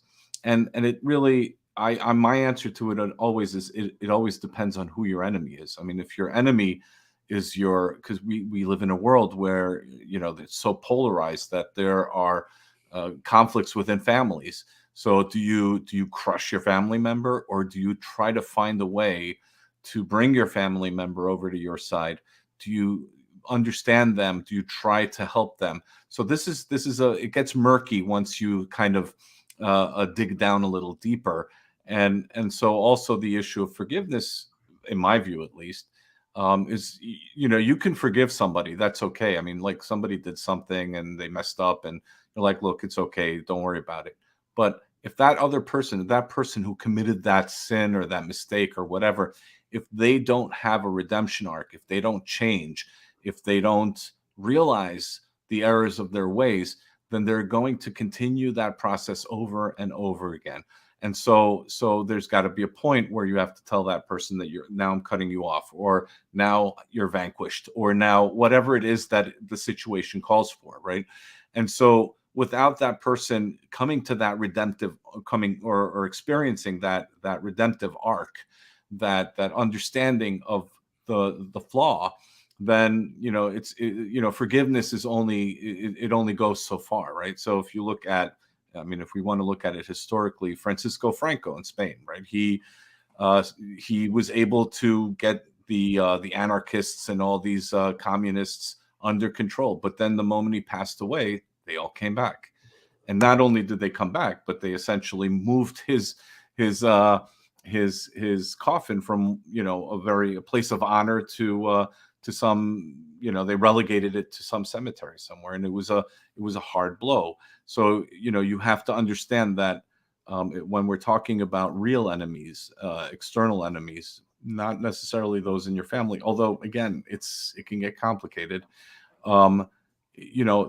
If you don't work effectively, they are relentless. They will always come back. And so you have to find a way to, keep your sanity, keep your morality, but also keep your dignity, but also succeed. And I think that's to me, at least, that's a very difficult challenge. But so I agree with you. And then I kind of like look at it differently in a way, but I do in principle agree with you. It's a tough one.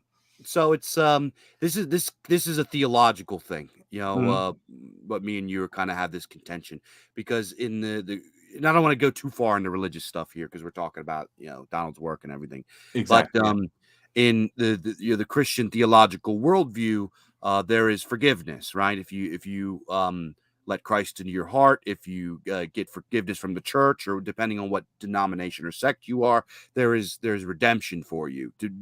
And some Christians believe that it doesn't matter even what you did. You could be like a pedophile, murderer, cannibal, like the worst human being and the absolute monster. And the moment that you accept Jesus, you are forgiven and you'll go to heaven.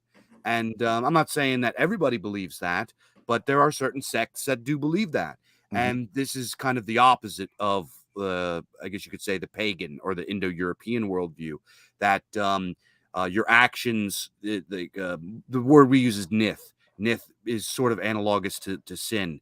And when you say somebody is a nithing, somebody is a sinner, this isn't just you've done immoral acts. This is evidence. This is a physical manifestation of you having a corrupt soul, and you should be removed. So this isn't, it's kind of a theological difference, and it's splitting hairs, but I understand why you have that position. And I respect people that, and this goes back to people reacting to those who say something they don't like. There's people I listen to out there. I agree with like nothing they say, but I'm glad that they have those takes. I hate that take, but I'm glad that they have that take, right? Because it's entertaining and it's interesting to listen to, and it's creative and innovative, and it kind of keeps me on my toes and gives me something to think about. So that's how I think about it too. Yeah, absolutely. And besides, if we had the same opinion, it'd be boring, right? Yeah, it'd be boring. So let's jump to the next clip. And the last one you're going to like a lot, so I'm just going to keep that as a special for you. But this one's going to be a shorter one. This is from season 2, episode 2 of Conversations with the Wind, Counterculture and the Counterculture with Strix. She was our guest on that episode. Let me just get this. This one is not too long. Let me see here. There we go. Yeah, I first want to back up just a tiny bit and muse a little bit. I feel that perhaps Syntheside maybe in some way died of postmodernism, that in some way the loneliness and the destruction of the world around him being politically and socially isolated, I should say socially isolated due to his politics, could have had a very negative impact. And, it's painful to think about, but I guess I'm just, maybe trying to eulogize a little bit on that point. But I believe that we are the new counterculture. And I would say that we're not only trying to revive the old ways, but to make them contemporary and strong enough to last into the future. So, I believe that the kind of Imperium spirit that's in the air is that, it's an archaeofuturism. I think the art expresses the spirit in which we are taking the greatness of our past and technologicalizing it. If that's didn't roll off the tongue very well, but we're in an age of technology that no other age has ever had to cope with. We didn't get the memo about how to stay together as a culture, as a people in these times, and our technologies have been used against us viciously in the media, etc. That's happening now politically as well.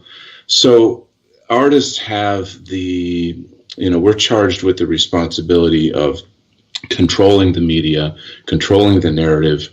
We have to connect with our communities. We have to understand the world that we're living in, the problems we're having, but not get stuck in the weeds. It's a bog, right? It's a jungle of black pills, and we have to have the strength and hope, I guess, to pull out of that and to kind of use that manure as fertilizer for our art and our future, and to transmute that suffering of our people and our times into something that is a positive charge forward. So in that case, I would say we're the new counterculture.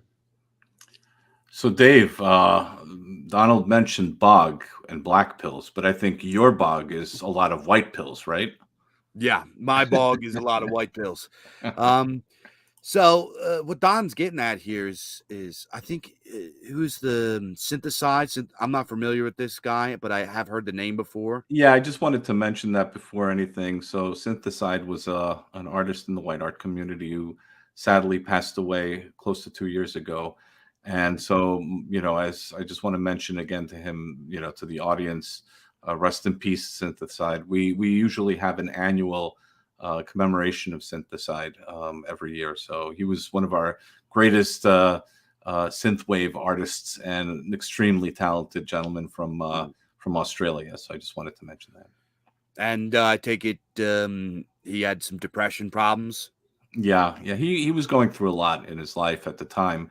And so we don't know exactly all the details surrounding his passing, but he had, he was struggling, definitely. Yeah, what Don's getting at here when he talks about having this kind of this, how did he talk this like the weeds of black pills and all of these kinds of things. He's getting at what he's getting at here is so huge. I've said this, and I'm sorry I'm starting to ramble a little bit. I've been streaming for like 5 hours straight. I've been in this chair, goodness. So, yeah. So what he's getting at here is so important, man. We are bombarded with this constant flow of demoralization. The illusions cast by the vampires in the media and all of this stuff is designed to rot us, right? To make us feel rotten. And part of it is what's so like tragic about it is we're like addicted to it. And it's not just us, like here, in traditionalist or nationalist spheres or whatever. It's also the normie population, man. The teenage suicides skyrocketed the year that the iPhone came out. Like this is the techno dark is crazy. We're now seeing like the suicide rates of women is what they were previously for men, and that's like astronomical. That's crazy. It's something like 60% of all white women are on SSRIs and antidepressants and all that. That's why, because we live in this society. If we have to take it upon ourselves as individuals and as family men and people that are local to turn off the fucking TV, turn that shit the fuck off. Stop watching this nonsense, because it replaces the space in your mind. You only have limited space in your mind.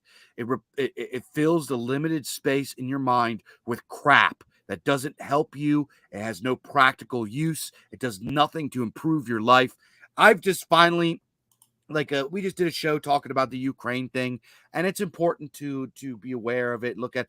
But man, I'm a white guy in central Pennsylvania. The Ukraine-Russia thing, until it hits American shores, I have it doesn't do anything for me. So I've said my piece. I've read what I needed to read. I'm turning that off. I've been muting channels on Telegram that talk too much about it. Nothing against them. That's what their deal. But me personally, I don't need to hear any more about it because it's not good for my spiritual and mental health. We need to really prioritize our spiritual and mental health as individuals, as members of community. And we need to get away from isolation, man. Isolation is the driving force of suicides and everything. It's complete rot. It is completely against our nature. We need to go outside and hang out with people, man. You gotta have community. Listen, if you're listening to me right now, if you live somewhere that you don't have a community of like-minded people, you need to move and quit your job, leave your whatever you're doing behind, and go live next to people that share your values, that you can hang out with and you can express yourself with. It's crucial. If you don't, you're going to rot yourself from the inside. And it's just so important. Then Don gets on to talking about how we're the new counterculture. Right. Man, we're punk rock, bub. Yeah. We are the counterculture. And there's a lot that goes into this that I could yammer about, but technological society has dissolved subcultures. The subcultures are kind of gone now. And from subcultures came great, wonderful pieces of art and folk art and cultural expressions like music and so on and so forth. So what we effectively have created here is a subculture, and we need to value that. And I agree with what he was saying. Long story short. Yeah, and just to get back to the question of sorrow, depression, suicide. And we've talked about this, you and I, Dave. I think not even once, but I think twice already. Kind of came up in conversation only because the topic demanded it. Not that we, want to focus on this topic too much because we don't want to be too negative. But the message that we give, and this is one of the most important messages that I think Donald gives to everyone, is that we're not alone. We're a family. You're never alone. And if you ever feel alone, a lot of times, you might be in your immediate reality, in your immediate real life community. You might feel isolated because of the things that you've realized or have come to realize. You're not alone. You're with us. Find those people, like you said, Dave. Find those communities in real life with whom you can then share these thoughts. And you can find camaraderie. And camaraderie is really a key word here. Brotherhood, camaraderie, Männerbund, all of these things are extremely important for all of us. And so that to me is very important. But above all, as artists, what we do is we want to share that idea that you're not alone, that you are a part of something greater. And that's what we're trying to convey. And Donald embodies this, I think, perfectly. And so now that he's in this time, difficult time, that's why we're coming together to help Donald. This is exactly what this is all about. This is why we're doing this. We're helping each other. If somebody's in need, we jump in there, we do something. We don't just talk about it and argue with each other about it. We do it. So let me jump to this next and last clip. And this one is from season 2, episode 7. This is The Working Man, with guests Leo Barca and Jim Bonner. And I'm going to play this. And just bear with me here. Video file. Okay. Here we go. Strong believer in calling out the enemy and studying all of their tricks and methods explicitly. So I'm not going to say anything inappropriate on this show. I think our audience knows what I'm talking about.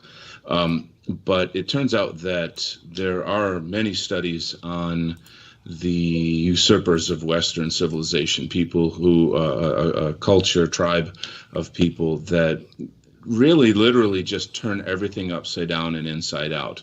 They control language itself in such a tricky manner as to convince us to believe in things that aren't true, or that for example, a woman is actually a man, or a man is a woman, or that atomization of society is good, or I could go on, thousands of examples. The problem is all of this is encoded subtly into our media, arts, movies, TV commercials, on and on and on. And then it's backed up with these false sciences that are then sort of pushed into the academic realm and publishing, and then of course the news media will echo chamber all of this. So from these, we're being triangulated from these different media or sort of media channels with arts, news, and entertainment, and it creates this false vision of who we are.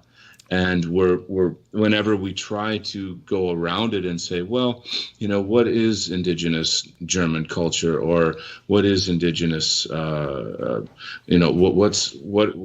are these political philosophies of the 1930s that, blah, blah, blah. I think you fill in the blanks there. Anytime we question and try to connect with our own history, even going, back as far as Rome, etc., we're somehow demonized, or we're diverted off of that path. There's gatekeepers set up. The system of cutting us off from our own knowledge of our own selves, our history, is so profound and so detailed that it's quite terrifying when you actually see it.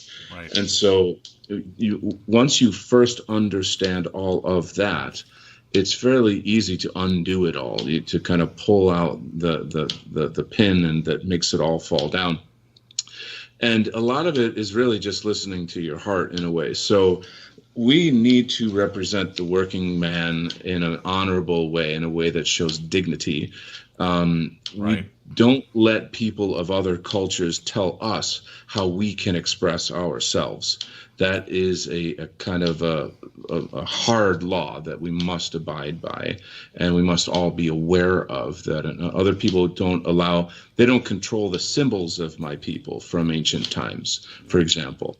And we have to reclaim all that stuff. We have to be brave about it. And so the arts is a way in which we can regain cultural hegemony, specifically, obviously, among our people.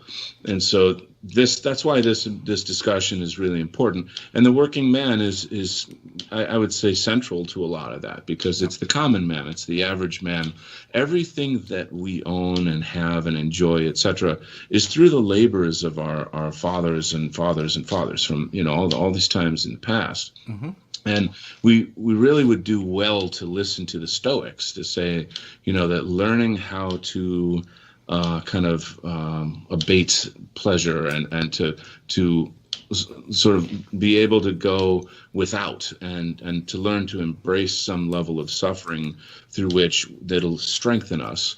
This is a good philosophy. This is a philosophy we should use. And I think the working man knows instinctively, because they go to work every day and they struggle. And they have those rough hands, right? And they there's a certain health to it, that like a robustness, a grit, yes. that working through the difficulties, and that in some sense actually helps us to be better fathers to our sons and mothers to our daughters, and all that. So this one spoke to my heart a lot. I come from a blue collar family. Our family, we worked hard. My grandfather, my great grandfathers, they were all tradesmen. My father's a tradesman, still works at 80. My hat's off to him. I have so much respect for that man. I used to have, when I went to visit relatives in Hungary, for example, the first thing they would do is look at my palm and feel my palm. And if it didn't have calluses on it, that they would just look up at you and say, "Oh, you don't work for a living." And so that kind of mentality is what I grew up with. And in a way, I'm the black sheep. I didn't become a blue collar guy, although I did work a lot since, my teenage years with my dad and uncle and what have you. But, I'm not that kind of a blue collar guy that, your typical blue collar guy, I'd say.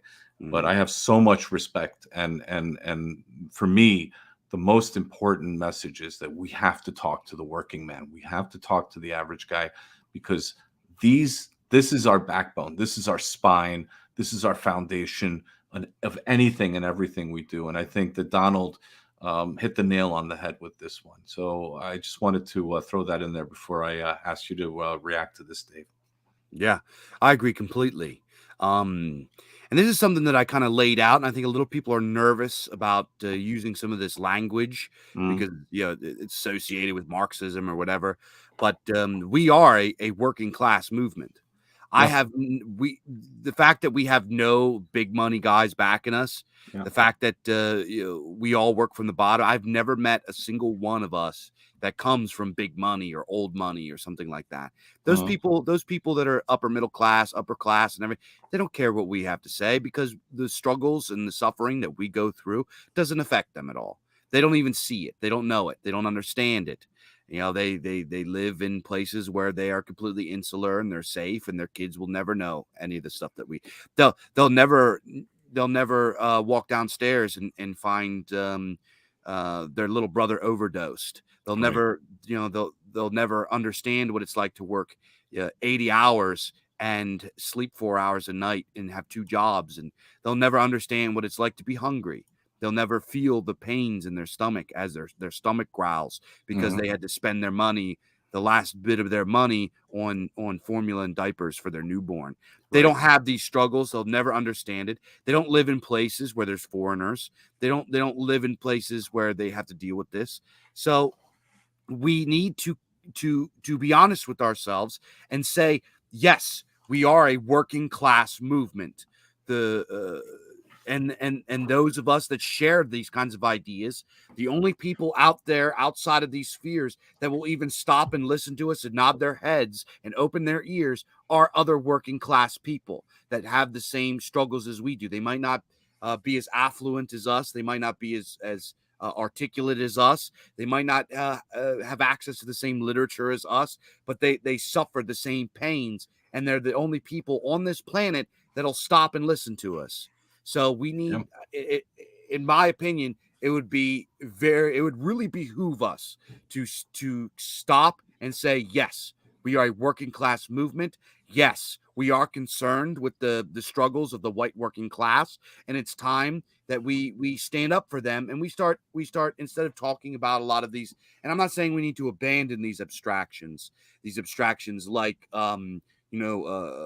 like global fraternity and these kinds of things, but we need to start talking about economic solutions, because the white working class is so damn demoralized after all the economic collapses, after the dollar going up, after the cost of living shooting through the roof. He can't afford to buy a house anymore. He can't afford to do anything. His kids are told they're evil in school. There's over and over and over again.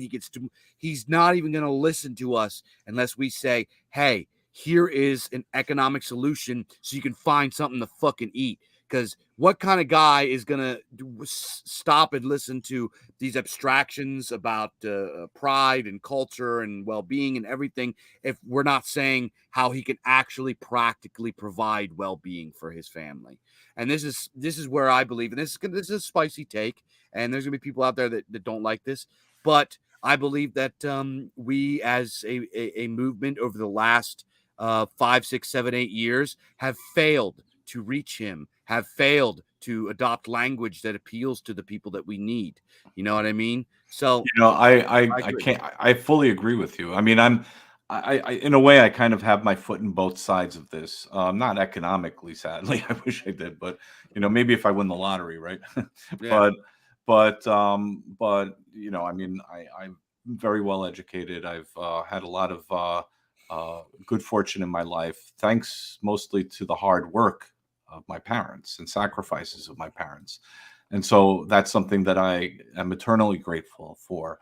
And so I see that perspective on both sides. And while I find the intellectual takes and the theoretical takes and the more abstract takes important, I do find them important. I do think that they're an important aspect of what we need to achieve. Sure.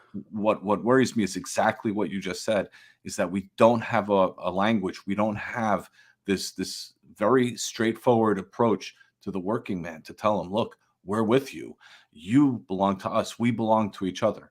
And that connection, tying that together and speaking to the average guy and telling him, look, we understand your struggle because we're struggling too. We understand, and we want to give you a vision of the future. But when you say vision of the future, he's going to say, well, I can't do anything with that, right? But when you tell him, I want to feed your family, I want to be able to give you the opportunity where you can work, because none of these people don't want, they all want to work. They all want to be able to provide. That's the whole mentality that people don't seem to understand, that focus too much on the abstractions. I think that we need to balance it out. We need to have, just like you said, we need to have language that appeals and speaks directly to the problems of the everyday working man. And that's an important thing that I also feel that is sorely lacking in all these different circles of ideas that's floating around. So you're absolutely correct with this. Yeah. We talk about, there's a lot of great men of politics over the last century or so that people like to talk about and herald, and they tend to get all tied up in their aesthetics of after they took power. Right. They get tied up in this kind of stuff, but what they don't realize is that these politicians, these powerful statesmen, they rose to power because they went down into the streets and they told the people, hey, I'm going to make sure that your job pays you well. Right. Hey, I'm going to make sure your kids have access to a doctor. Hey, I'm going to make sure that you have good food and not crap. Hey, I'm going to make sure that this degenerate, disgusting shit that's going on in society is going to be put to an end. Hey, the drugs are going to go away. All this crap is going to go away. Exactly. And we're going to have healthy, happy, safe people. That's what they did. They went into the streets and they told people what really mattered to them, and that was practical solutions. They rolled up their sleeves and they got it done. And that's sorely missing, and again, I understand, we're in a society that's highly polarized. It's everyone's living in one corner of the world or another.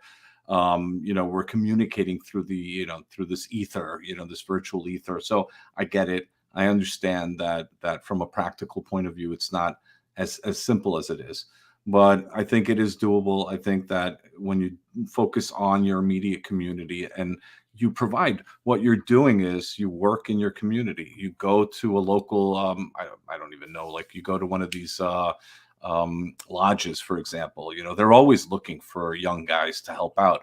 You go to this various church organizations or whatever. You volunteer to help. You prove to them that you're one of them, and then that opens up everything else. When you go there to just lecture them on something, or you explain something to them, it's not that they don't have the agency that they wouldn't understand. They understand clearly. They probably understand a lot more clearly than most of the guys out there. The only thing is that they look at you and they say, yeah, so what am I going to do about it? There's nothing I can do right now about it. So can you give me something? Can you give me a solution? Because I don't have the time. I got to work 80 hours a week. I got 4 kids to feed. I got a house payment to make. Can you help me out on this? Can you give me a solution? Right. And now we're reaching a point. And again, that's the biggest problem I see, is that, there's kind of like this view that the working man doesn't have agency. They have a lot of agency. I've met a lot of working blue collar guys that are 100 times smarter than a lot of academics that I've met over the years. So I'm just going to leave it at that. And, the point I'm trying to make here is that we have to give them, because they're working. So we have to work for them, and they have to know that we're working for them. So anyway, I'm going off on a tangent with this one. Dave, what did you want to add to that? No, I just agree. I agree completely. All right. So we're reaching the end of this very long and really good conversation. And Dave, I wanted to thank you so much for participating. It means a lot to me personally. It means a lot to Donald. It means a lot to the White Art Collective. And I just, I just thank you so much for being here and helping me kick off this fundraiser for Donald. It's my pleasure. And I just also wanted to quickly let the audience know to please support Donald during these difficult times by visiting the White Art Collective web store where you can find Donald's magnificent work at whackmedia.store. You can also submit bids to the fundraiser auction for Donald Kent, American Zarathustra, on the Whack Media Store website, whackmediastore/product-category/ Donald /Donald-Kent-fundraiser/ I hope I got that right. We will announce the top bidders of the fundraiser finale on Saturday, March 5th at 2 p.m. EST. Please tune in to all the shows that we're going to have this week. We're going to have a show Monday, Whack Monday Madness. We're going to have a show on Wednesday where we're going to show some clips from Donald's interviews on his other streams that he's had on American Zarathustra. We're going to have an Imperium Art episode where I'm going to have Geo with me. So that's going to be a really good episode. Oh, Giant Geo. Giant Geo. Hey, Paisan. And then he's a really, really great artist and a really nice guy. And so we're going to have an Imperium Art with him. And then the finale is going to be on Saturday, where we're going to have Josh Neal. We're going to have Kai Muros. We're going to have Frody Midyard. And who else are we going to have? I just have to scroll up to see because I'm always trying to figure it out here. Hold on. It's like an all-star lineup. Tim Murdoch. Yeah, Tim Murdoch. Yeah, excellent guy. And we're going to have him on Saturday. So please tune in for that. Please go to these sites. The fundraiser is open all week. And the auction is open all week. And so please, if you can't, then, donations are always welcome and much needed for Donald. So you can donate directly to Donald's Venmo at venmo.com/u/American Zarathustra. So Dave, just before we sign out, could you tell the audience where they may be able to find you and your work? Yeah, you guys can go check out the Bizarchives at thebizarchives.com. You can get issue 1 and 2, which feature Don's cover art, and as you saw earlier in the stream, interior art from Don Kent. And that's why I came on here. This is a long stream, and I'm kind of running out of steam now. But Don Kent, blood, sweat, and tears to make the Bizarchives look as good as it does. So I can do 3.5 hours for old Don. And if you want to see Don's art and Bizarchives 2, go grab a copy. Don does get royalties from that book, so that's another way to support him. But you guys out there, listen, like we were just talking about, practical solutions. If you love Don, if you love the White Art Collective, if you love this stuff that's going on, dude, Bizarchives, dude, buy some books, donate some money. That's what I'm a big believer in the power of thoughts and prayers. But the bottom line is what helps people out and gets things moving is resources. So I know everybody listening right now, you got $5 to spare. Go over to the Venmo, toss them $5, get on the auction for some art. You're gonna love it, man. If 100 folks donated, $10 a piece, just 100 people, that's $1,000. That makes a difference, So I do have a little poem that I wrote for Mr. Don. Another one, if you don't mind. Oh, by all means, I'd be happy to hear it. Yeah. Please. So, Mr. Don, I wrote this poem for. I hope it's good. I just scribbled it down earlier today because I was feeling some kind of way. And when I think of Don, I think of what he does when he does his art, and he does his art streams, and that's when he goes into this kind of trance, this artist trance, and he creates this stuff.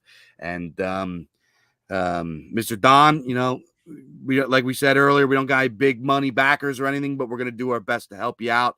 So you can hedge your bet on a clean Corvette to get you there right on time and ride on that heavy metal when you get back to work here. So got it. This poem is called The Artist Trance by Dave Martell. Hoist the pen, garner the ink, your mind ascend and body sink. Colors dance, stories tell, artist trance, wordless spell. Heroes depicted, unconquerable odds. Entities wicked face muscular gods. Dimensions unhinge, fragments of dreams, where elven folks sing and foul demons scream. Slathering paint, fantasy born. Shapeless take shape and formless take form. Drunk with creation, a frenzy poetic, strange demonstration, birthing aesthetic, depleted, exhausted, completed informal, vision metamorphosed, creation immortal. Wow. Thank you so much. I hope you liked it. I hope you liked that. Oh, yeah. I know he did. I loved it, by the way. So it's, Thank you. know, if I loved it, I'm sure he liked it. No, I'm just kidding. I'm sure he loved it. Listen, Dave, I had a wonderful time speaking with you. And thank you again for sharing your time and your thoughts. Let me just drink it here. I have a...